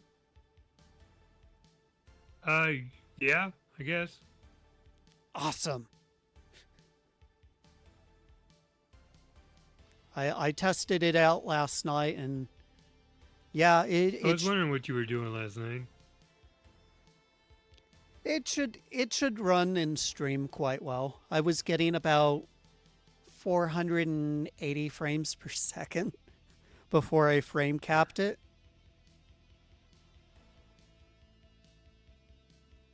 I was like, wow. Also, because I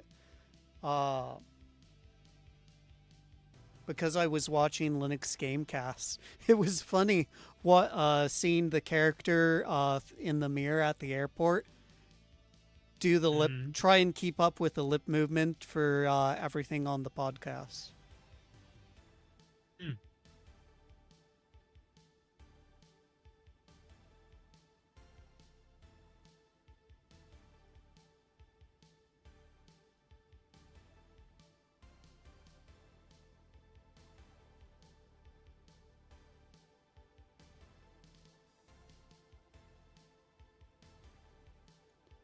What going going back in time, Morty, to 1975, 4, 3, 2, 1, 1968, 7, 8, 5. We're going back in time too fast. Whoa.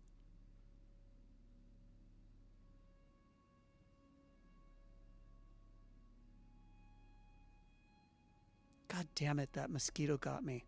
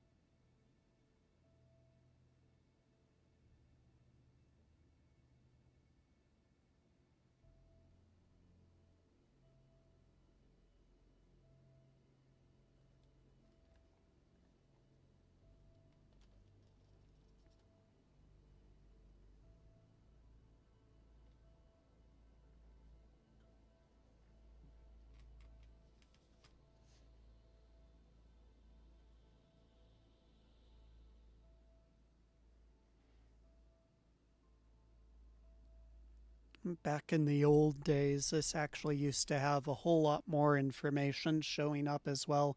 Would actually show you the individual packages that were being installed, download, then installed. Now it just gives you this bar and you're like, okay, I don't know what's being installed now. Is it latex?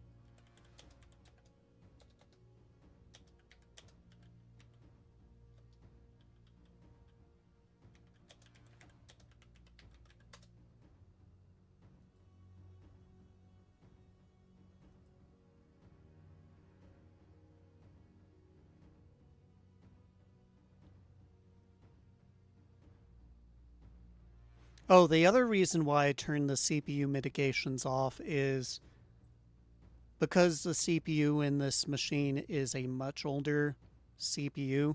It takes a much bigger hit from the CPU mitigations.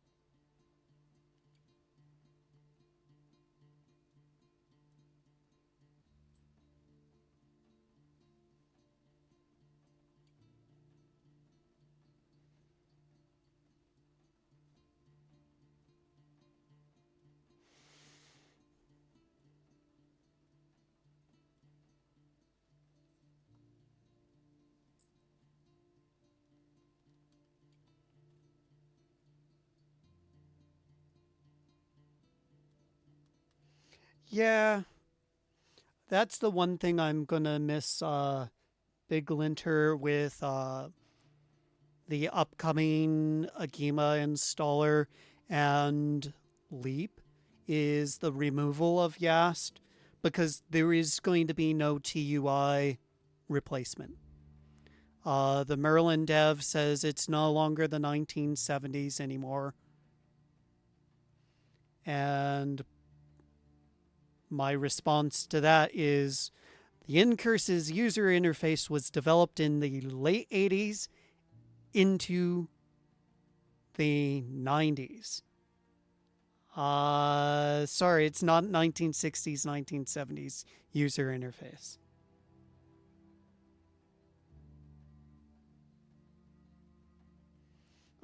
Big Linter, the mitigation hit on CPUs Broadwell and older is significant, even still.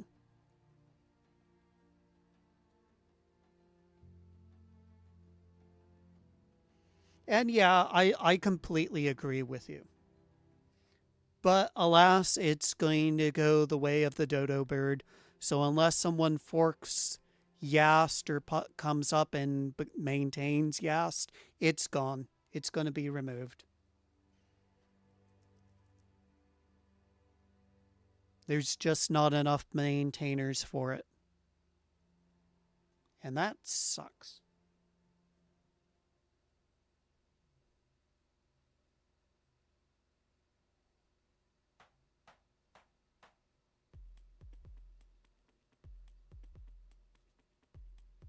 But yeah, going with like the two new boards that I recently got, the two Ryzen boards, yeah, I'd leave the mitigations on to auto for those.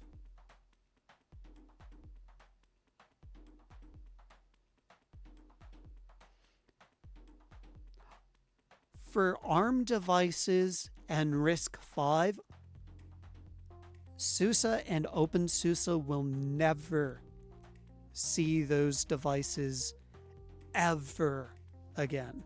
I did enough banging of my head against a wall trying to futz with that. Yeah, I'd like to not have brain damage, please.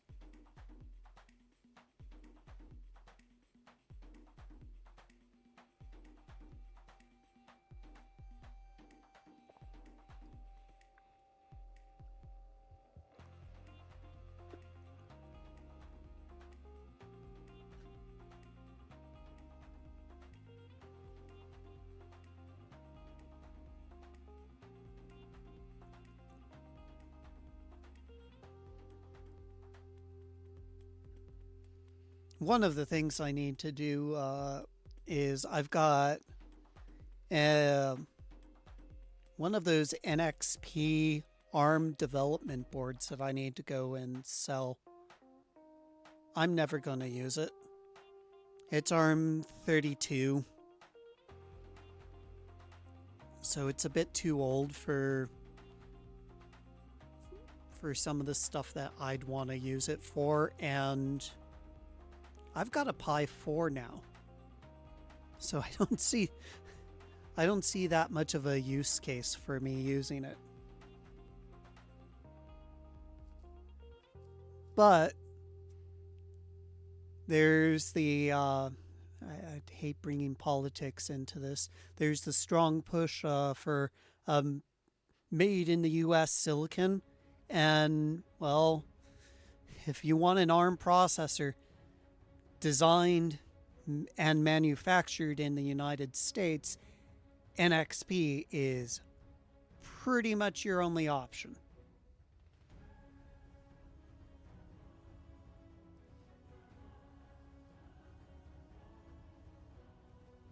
Lucky you.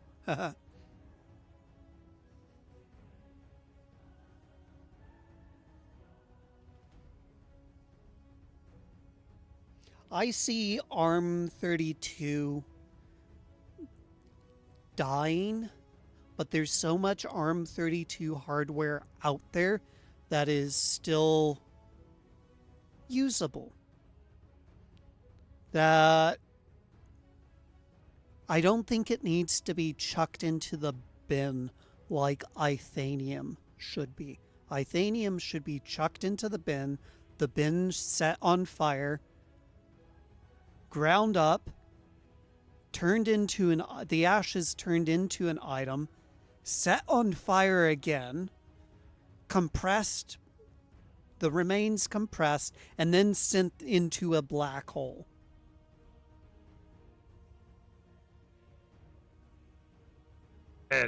Just a tad bit of bad experience. I take it. No, it's I've never had the money to afford to be able to touch Ithanium. But there are way better architectures that have leapfrogged it in performance. I still am very much team Power. I have to be careful and not say PowerPC because PowerPC is based off Power 3 and 4 architecture. And we're already on Power 10. And Power 10 is freaking sweet.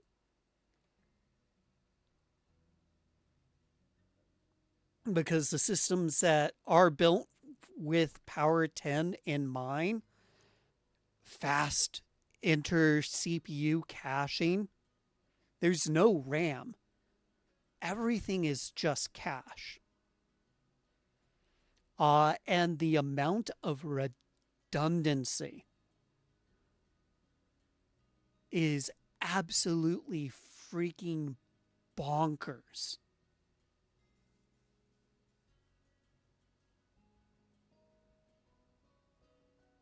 OpenSUSE supports Power. Fedora supports Power. Debian supports Power. But none of them support Power PC. They support Power 8 and newer.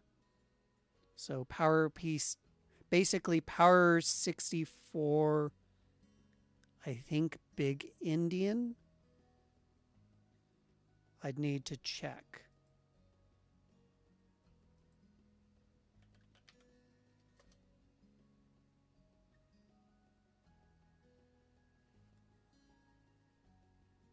Um, kind of. I think they removed. No, they didn't remove 32-bit yet because there's some embedded systems made by NXP that they've acquired from their Freescale, which Freescale spun off of Motorola. NXP still makes 32-bit power processors, but they're designed for leaving the atmosphere of Earth and not be affected by solar radiation.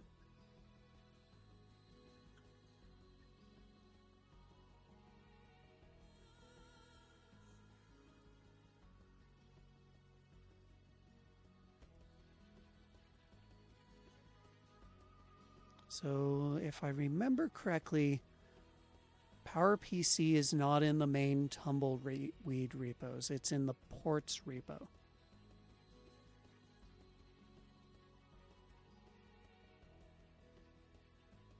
Yep, PowerPC. It's still listed as PowerPC because, as I said earlier, the offline installer is still called a DVD image.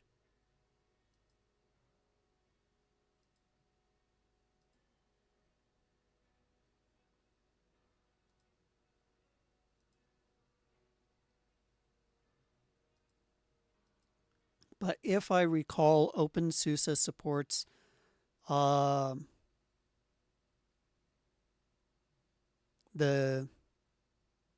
is it PowerPC BE or LE?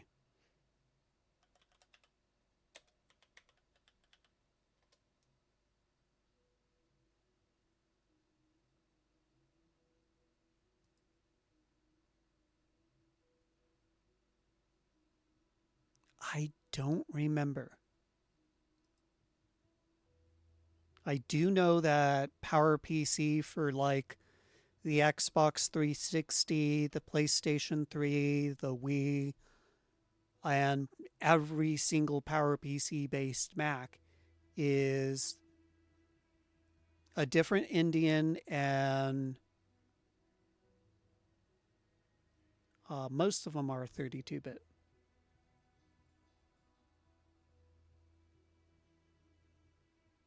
Yeah, oddly enough, Mr. Alert, Dragon Ball is still made. It's one of the reasons why you can still buy Code Warrior. So spoiler, Mr. Alert, for that Mac clone that you have, you can buy the OG development software for that hardware still. 68K is very well hardened for aerospace.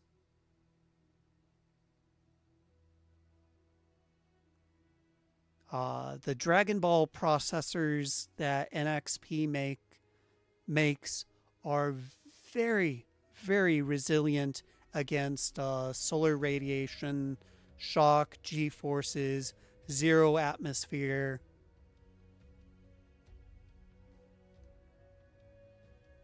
They just can take a beating and keep on ticking. You're like a Timex watch. They can take a licking and keep on ticking. So I don't see 68K being removed from the Linux kernel anytime in the near future. At least not until something as cheap and as robust comes onto the market. And it is possible RISC-V could eventually get to that point. But you'd have to replace decades upon decades worth of missile, rocket, satellite hardware.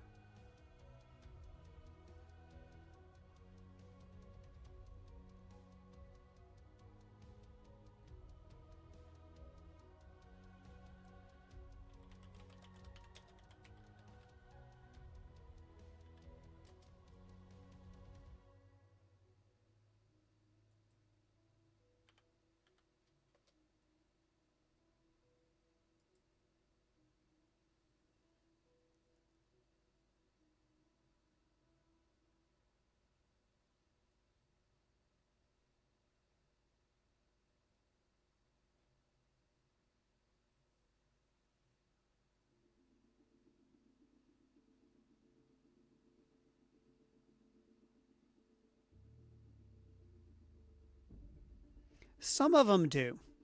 Some of them are running Linux now as well.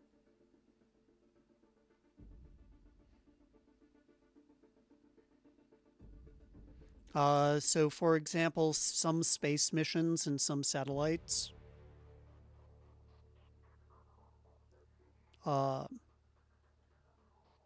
I believe one of the Mars drones is running Linux.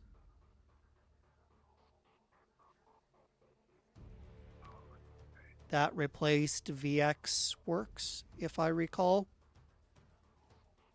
Yeah, Big Linter got it. VxWorks was one of the big major ones back in the day. I believe that's still used for mostly legacy stuff. I think a lot of high security RTOS stuff has migrated to whatever BlackBerry owns.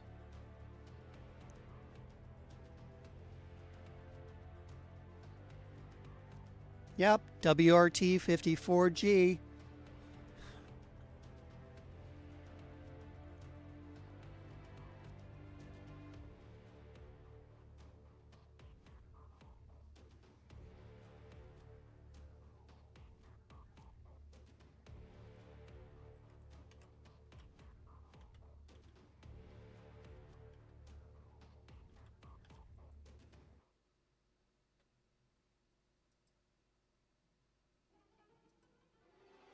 Okay, it's PowerPC Little Indian that is currently supported.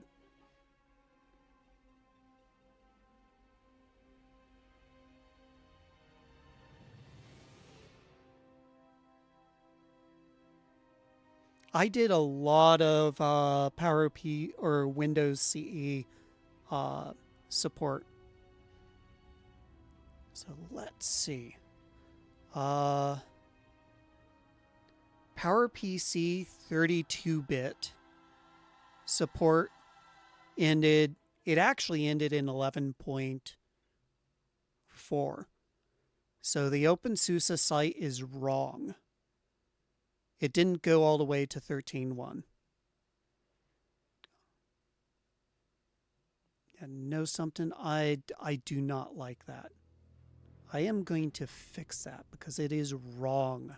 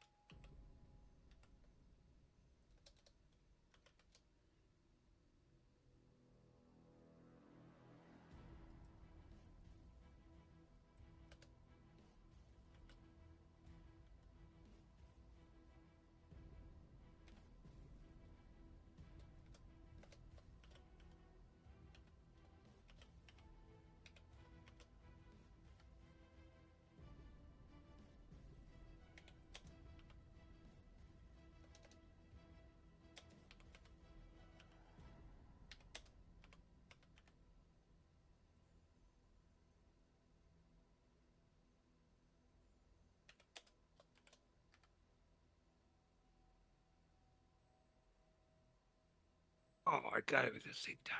Dang it.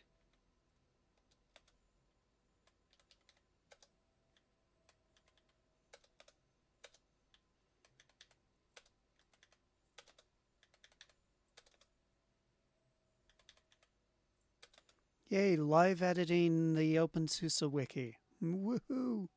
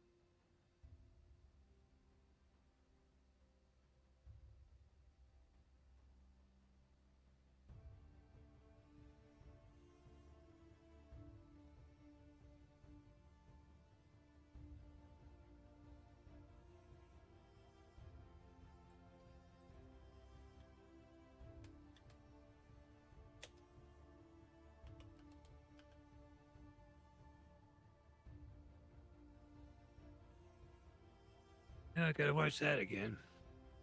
Oh, what happened? Oh, I'm still playing Re-Rising. Yeah, once I'm done with this, I need to finish up some more chores, and then I'll get into V Rising, and then around 6 o'clock, I'll jump into Peak, and we'll stream Peak this evening. Right.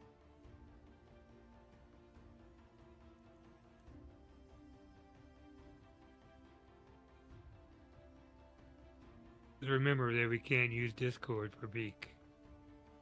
Yeah. That's going to be really And we can't go up on our own. Yeah.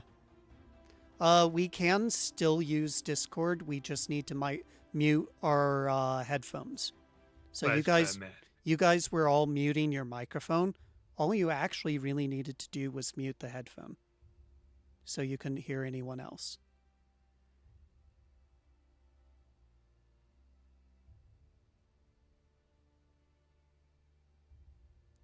Oh, Mr. Alert's installing a bunch of Windows 2000 updates on a Pentium.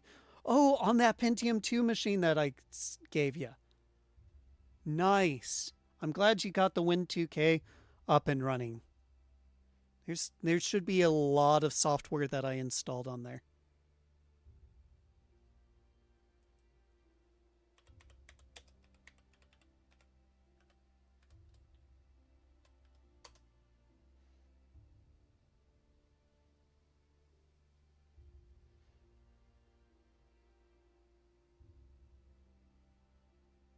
Ah, crap. Crap.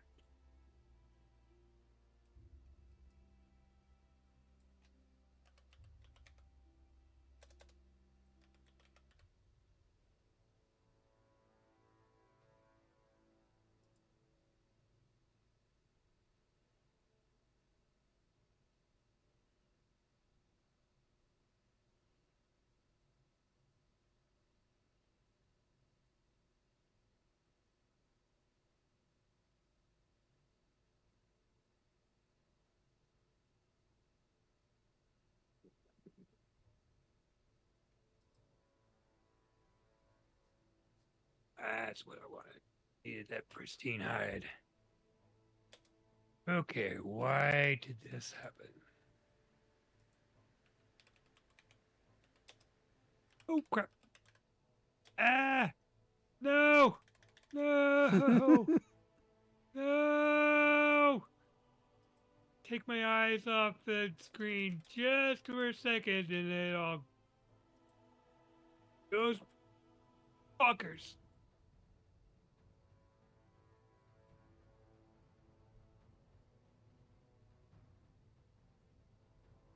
Ah, come on, come on, come on.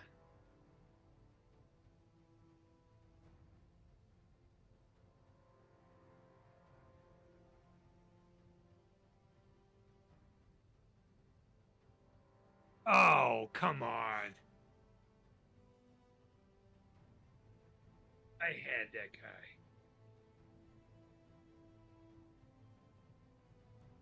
Okay, wiki is now fixed.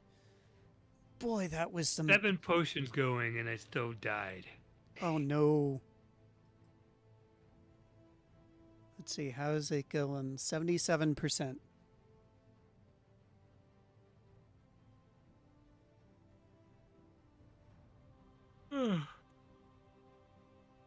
We're gonna have to go get something to eat pretty soon. Yeah, same here. I haven't had breakfast or lunch. Only a cup of coffee that has earlier ran through me.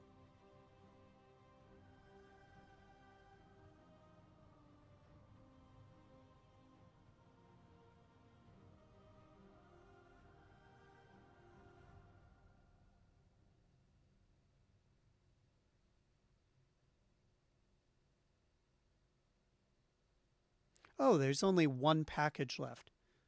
Ah, we're at the post-transaction stage now.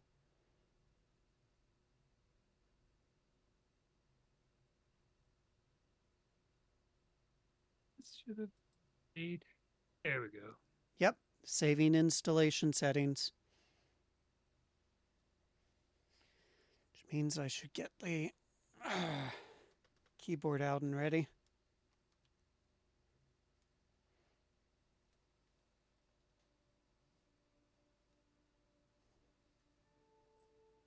Installing boot manager.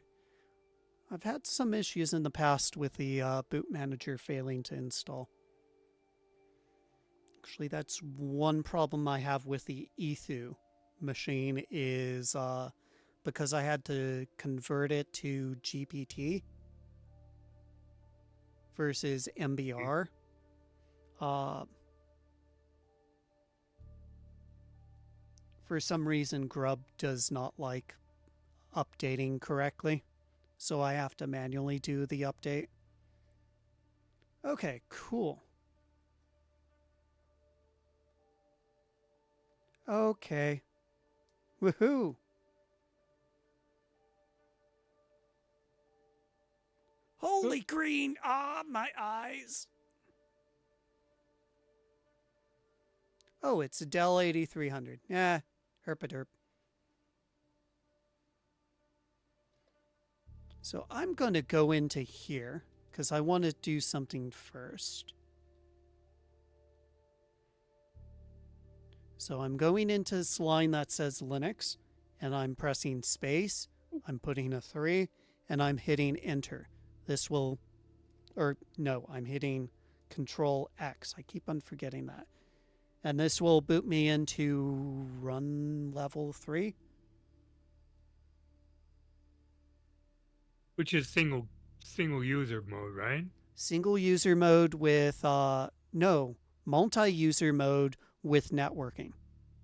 Oh, okay. I always forget which one is which.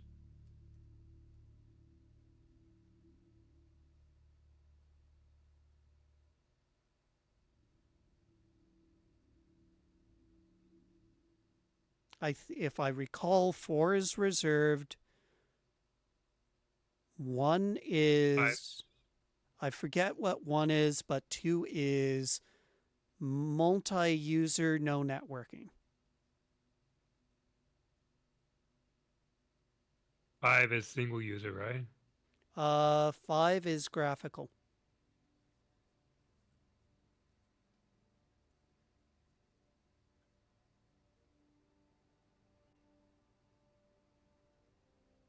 So run level 5 is your desktop manager desktop environment, X, Windows, Uh-huh. or Wayland.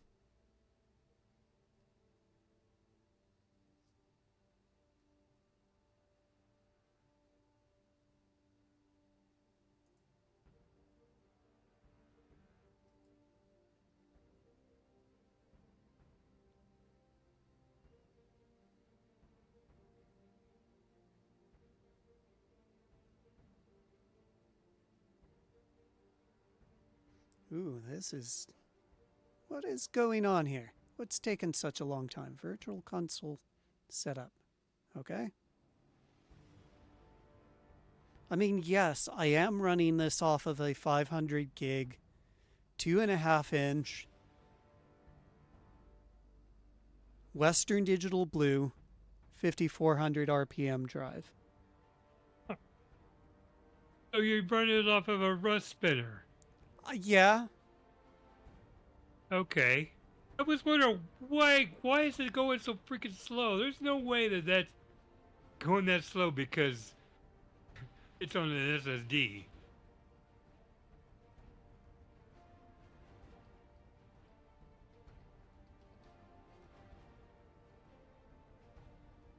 Yep.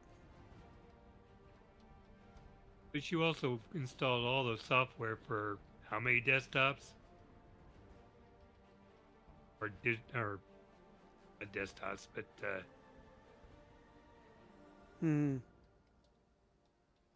desktop environments. That's what I meant. This has taken so long, I forgot the password. Oh crap.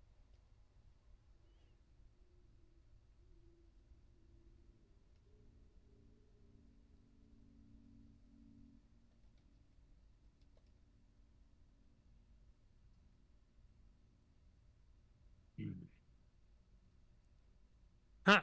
And you're still the fact that you're Oh, good thing bugger. it doesn't do address asterisks for the password, so you know how many.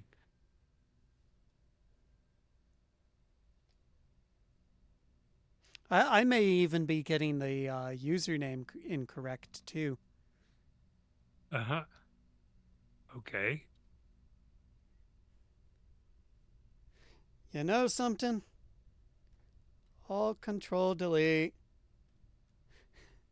System rescue time.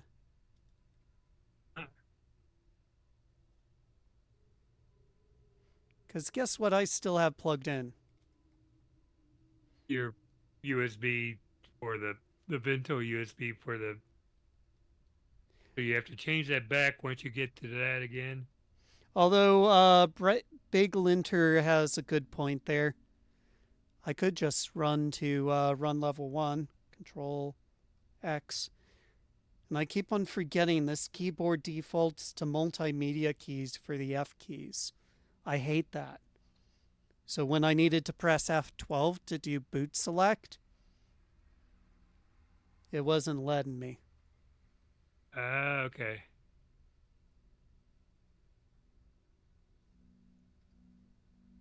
By the way, I don't have Twitch open, so I don't see the chat. So That's okay.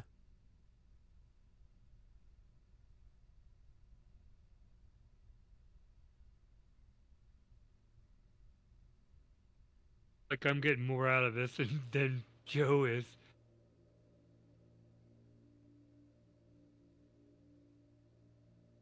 Wait, why do I have a cursor? Uh, Oh, Beer testing. Ha! You okay, so I definitely did didn't get have the the right. username wrong. He didn't have the right. Definitely didn't have the right user because it wasn't your default one.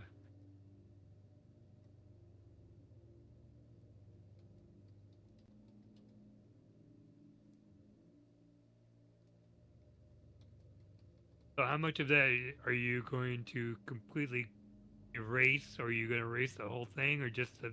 Well, I'm going to be doing a completely different distro install just for tinkering. Okay.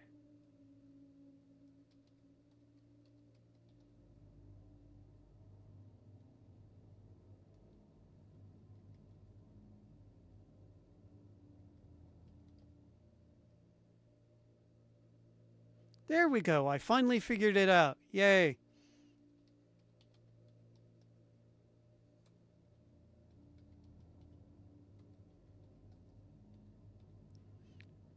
So systemctl isolate multi-user target is akin to dropping into run level 3.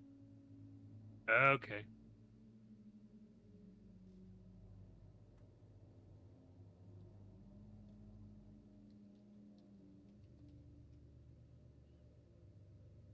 There we go. Now let's go see if the Nvidia drivers are working.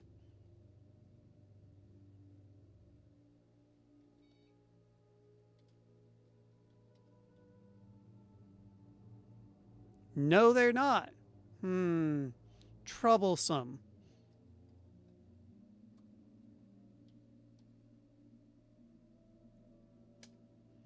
And this is why I am going to horribly miss Yast.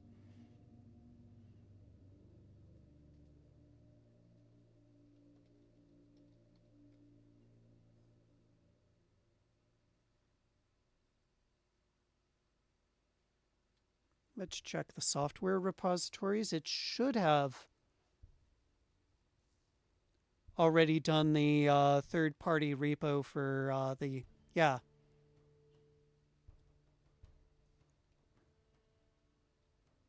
So OpenH264 gets automatically added. Oh, it did duplicate repos. Why?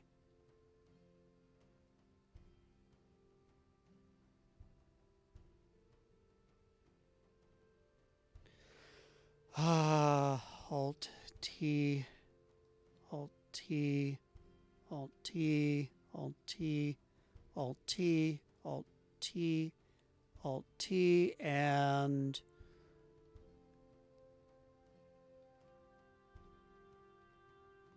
this one I need to get rid of because it's not going to be happy. That's the installation media. That's one of the downsides of using the offline installer is the offline installer gets set up automatically as an install media. Oh, yeah. So getting rid of that. Everything else looks fine.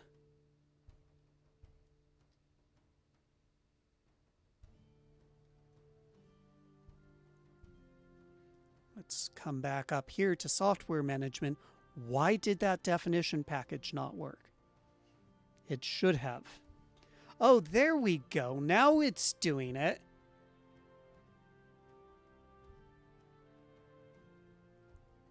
Haven't done the first update yet.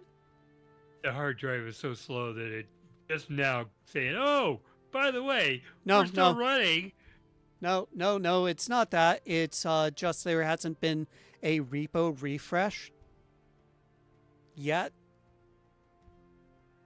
So the repos haven't been refreshed since the install. Okay, there we go. Now you can see all the Nvidia drivers are being set up. Let's make sure it's doing it correctly.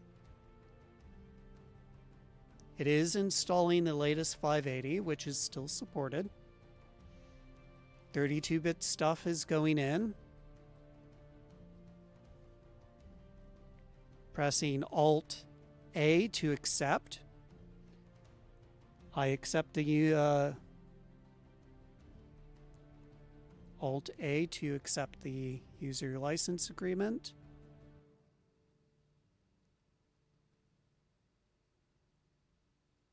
For all this stuff.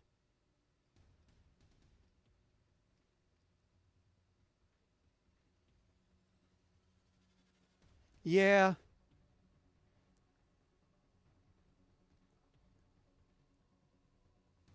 But hey, we're getting a little further. There would be if I had actually used Zipper and did an accept all.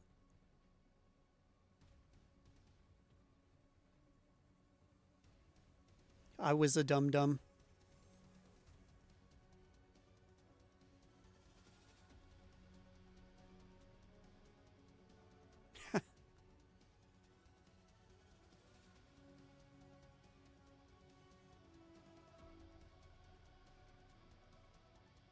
And technically, you can have DNF be the default on OpenSUSE. It's just, I think Merlin,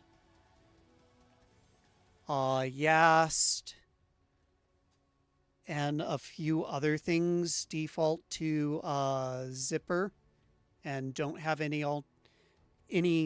replay ability to use something else.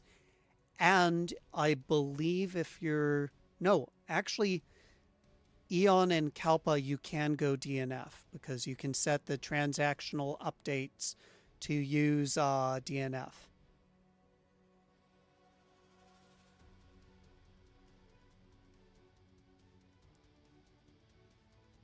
How do you do that? I don't know. Beyond my pay grade.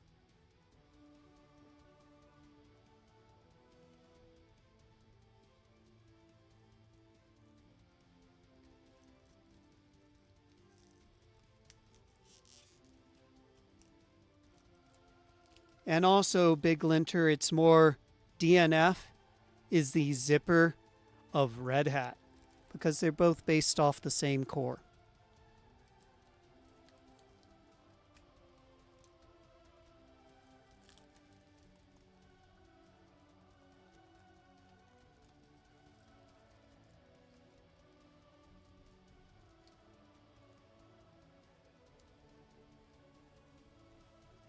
No, I do not, but that was discussed in the OpenSUSE Discord a while, actually, I think yesterday.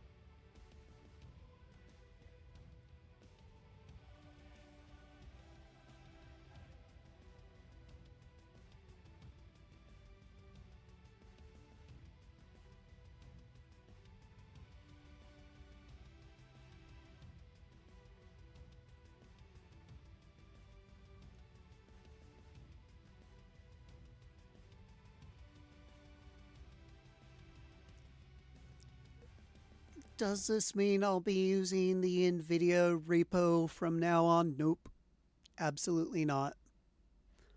But if this does work, if I'm given a laptop with an Nvidia graphics card, that would be a situation where I'd use the Nvidia repo. So if this will make using Nvidia on a device that has switchable graphics easier, I may change my tune. Okay, finished. Hold Q.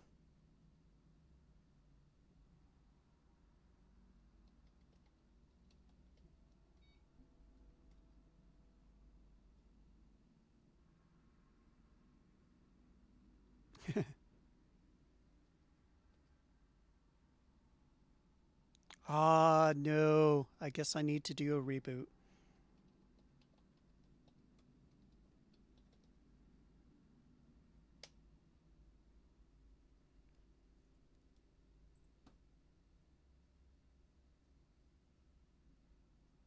It's good practice, but technically it's not that necessary.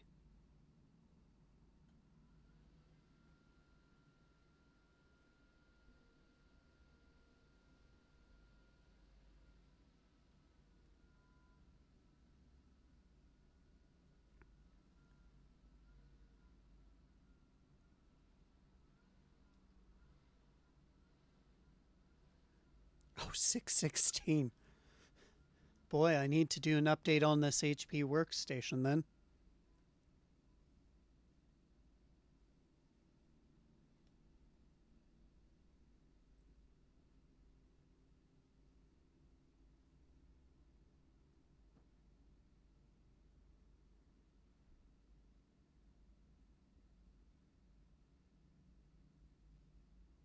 Huh, because I thought that was always a thing. There was a demonstration done at SUSE Expert Days about that. Whoa! Hello, Rainbow. I think that was my capture device.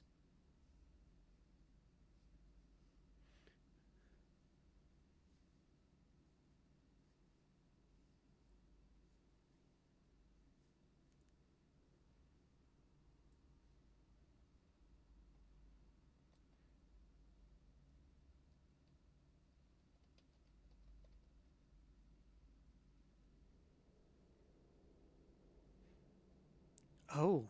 Oh, it changed my default desktop session too. Huh.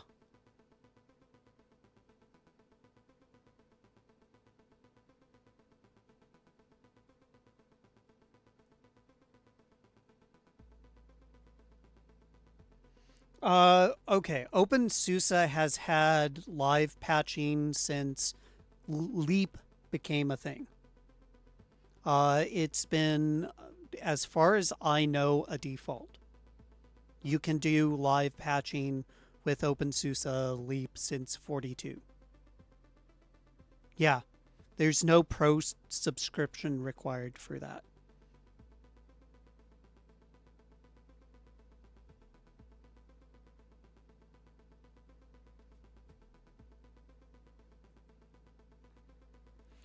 The person that I used to, that uh, was one of the main people that pushed it forward, sadly is no longer with us. His username was Mr. Docs.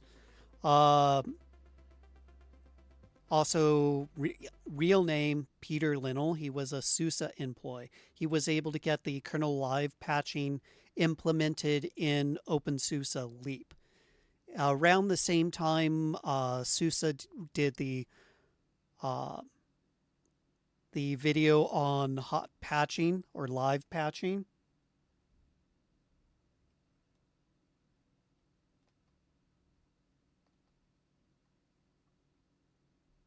Oh wait, let's.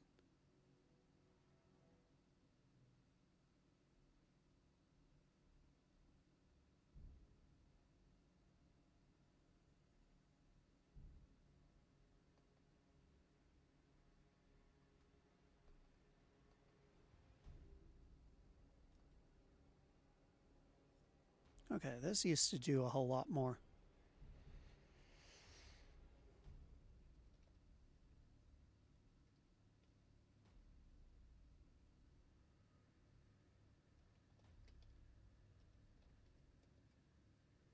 Yep, the Nvidia driver is working. So when Joe does, or his daughter does end up watching this, at least he'll be able to see how I got the Nvidia drivers working, just like that. Now the next thing is, and here's the most important thing for people. Well, first of all,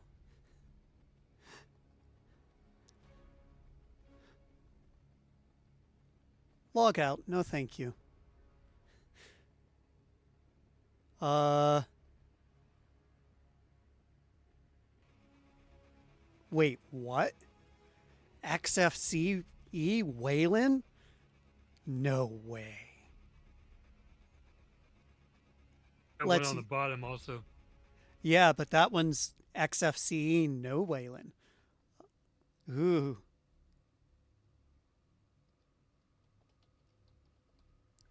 Let's try this out. Can you actually do that with your setup? I have no this is so familiar. Okay. I have no idea actually. It looks like it's showing up perfectly fine.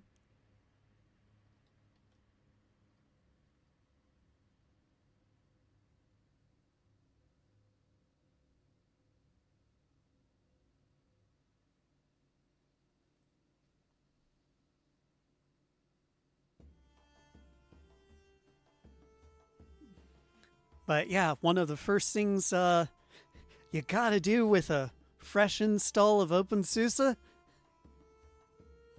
you gotta log into your Steam account. 'Cause video games.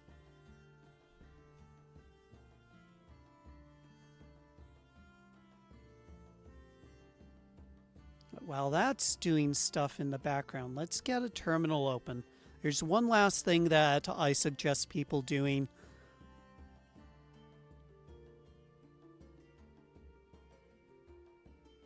Okay. Steam, are you done? Can I get my terminal? Is OPI codecs. And then not touch OPI afterwards at all. Technically I use it, but I use it because of what it was designed for as a search function. Uh-oh.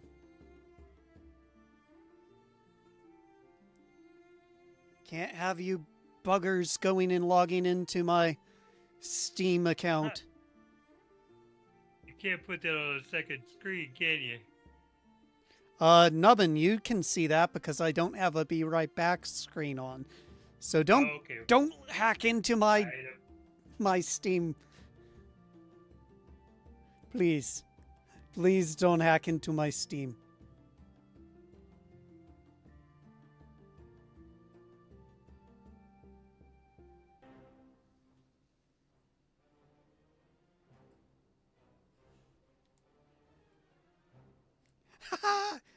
Oh, huh.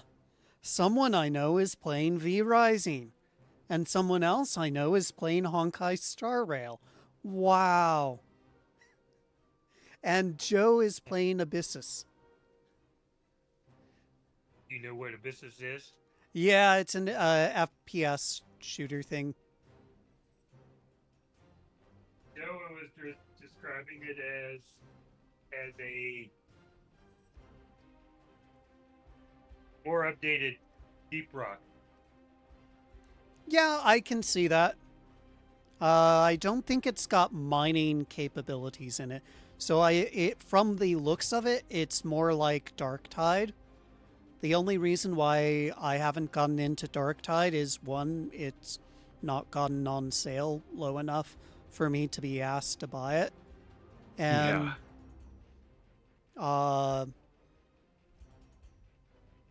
actually, that's probably the main barrier for that. Anywho, let's get back to codecs. Ooh, this is new. It tells you which repos are available, so you can actually select the closest one. Ooh. Oh, because the default is between fow.de or gwdg.de.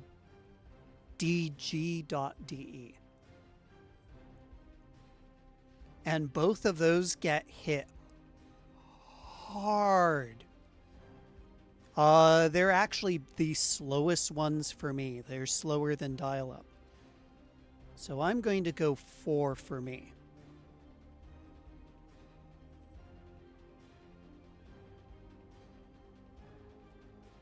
I'm actually surprised that I'm going to try this and then I'm going to take a break. Okay.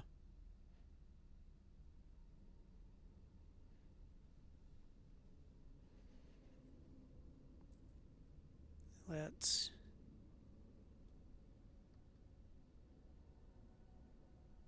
Woo! Boy, that delay. Finger crossed. Wow. Wow, that delay. That video capture delay is real, bro. Hey, it's probably worse for you, but I've got the keyboard in front of me, and when I was moving the mouse to one side of the screen, my finger was already over onto the far side before the cursor got there. Well, that's a weird feeling.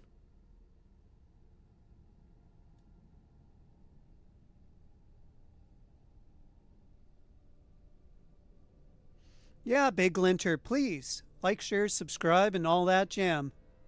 Heck, if you like this content, there's links in the description below where you could toss a couple coins my way.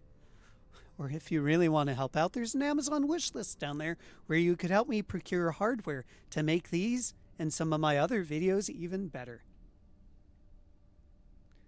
But most importantly, thank you. Thank you all for watching. I should have this video up by either Monday or Tuesday. At least if Twitch hasn't burped, split it into two, and have one still broadcasting.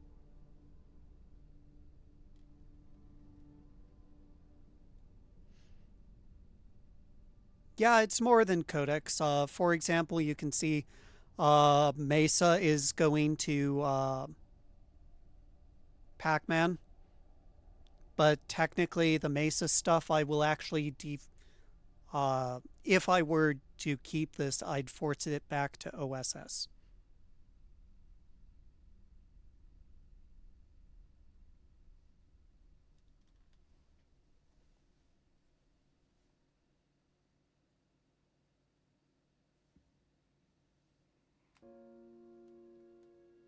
Gosh darn it, that mosquito got me again.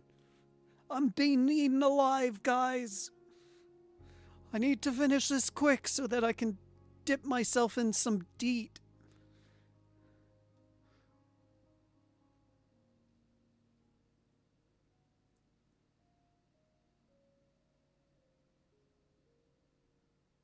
Huh.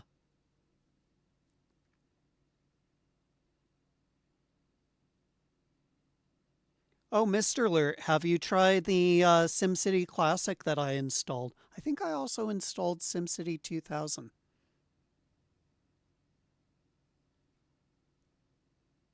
And good luck with the Space Bunnies Must Die. I was not able to get that to work.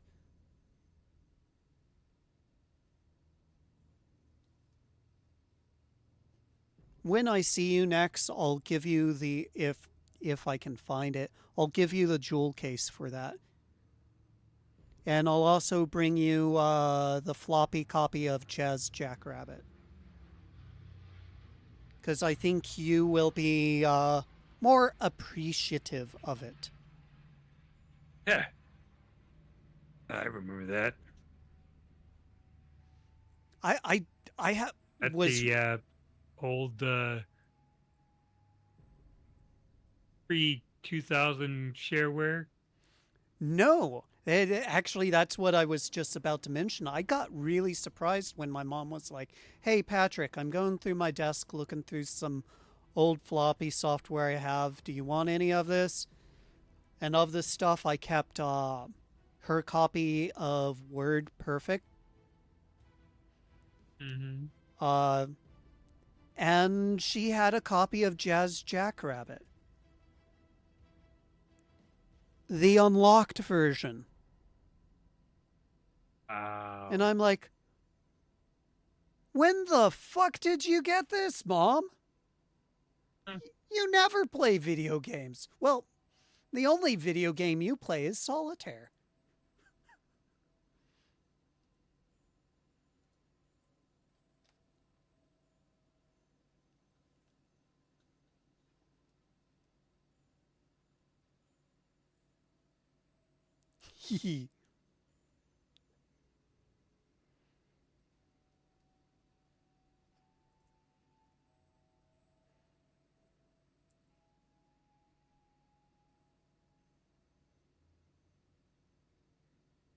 Yeah, but Mom never played that on her computer.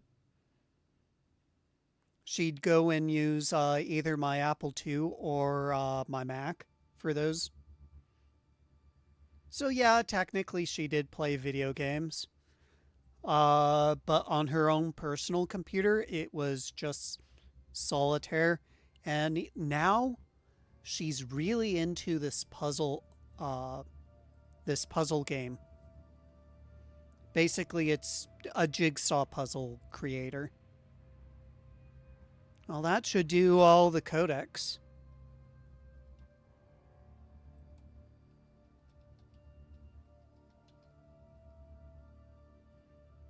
This will install the Google Chrome. Ooh.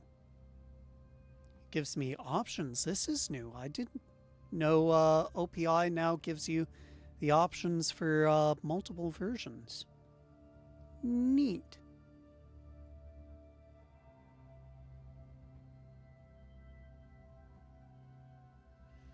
But yeah, the WordPerfect suite that I have is the old Novell version.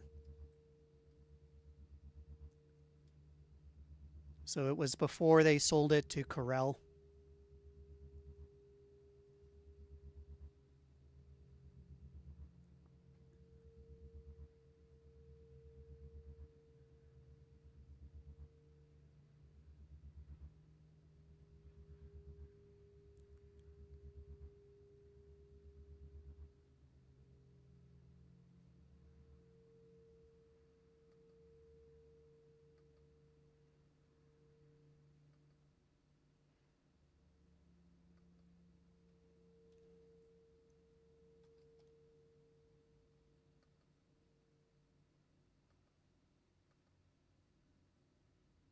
Go, go, go, go, go, go, go, go.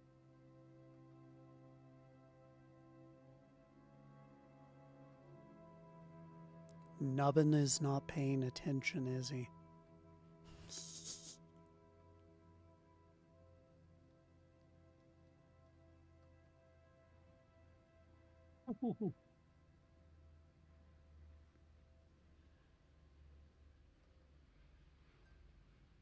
Wait. Where did you... And why is this workspace thing so freaking huge? Double teamed by a ripper.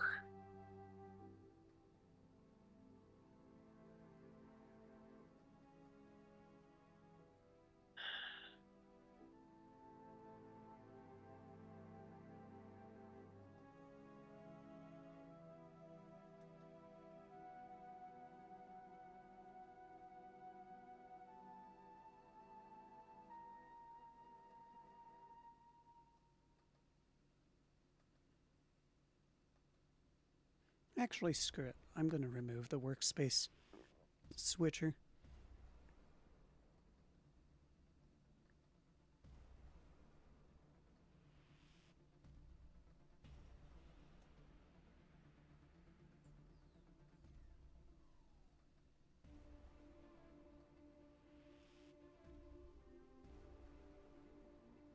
Oh, why is the resolution seeming off here?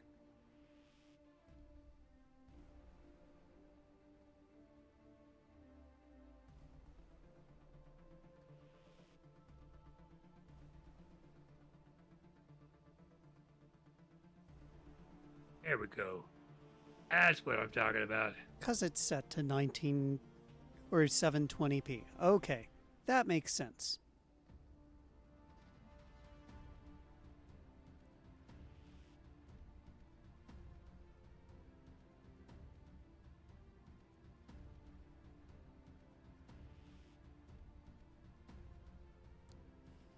But yeah, Nubbin's not paying attention. He. I am paying attention. So do you see what's being... I see what you're doing. Yes, you even mention of it. I'm sure as hell not going to play it like this via a capture device. Oh my god, the lag, the latency, the delay. Oh. Oh, this feels so weird.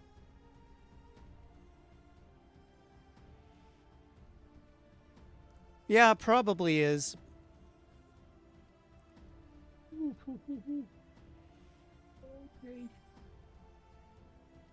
Come on. You can do this. You can do this. Come on.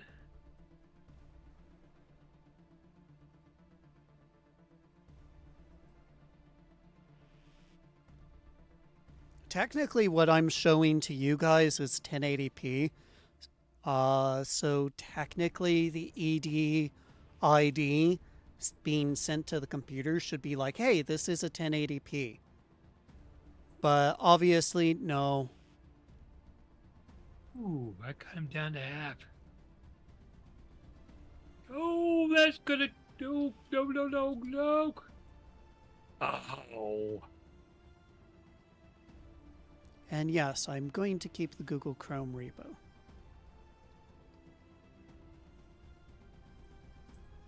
And technically, that is it.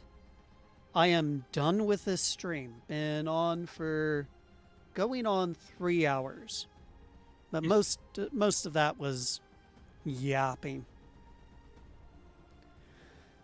So with that, I think I'm going to call the stream to a close. Gives me enough time to go get something to eat and then pop in on Peak in maybe an hour and a half. So do keep an eye out, those of you watching. I should be back. Mr. Alert, are you going to join us for some Peak? Some Peak content? I saw you were testing it out a little earlier this week. But finish the closing out. Like, share, subscribe, all that jam. If you want to help out, there's links in the description below where you could toss a couple coins my way. Or if you really, really want to help out, there's an Amazon wish list down there where you could help me procure hardware to make these and some of my other projects even better. But most importantly, thank you all for watching. And until next time, bye.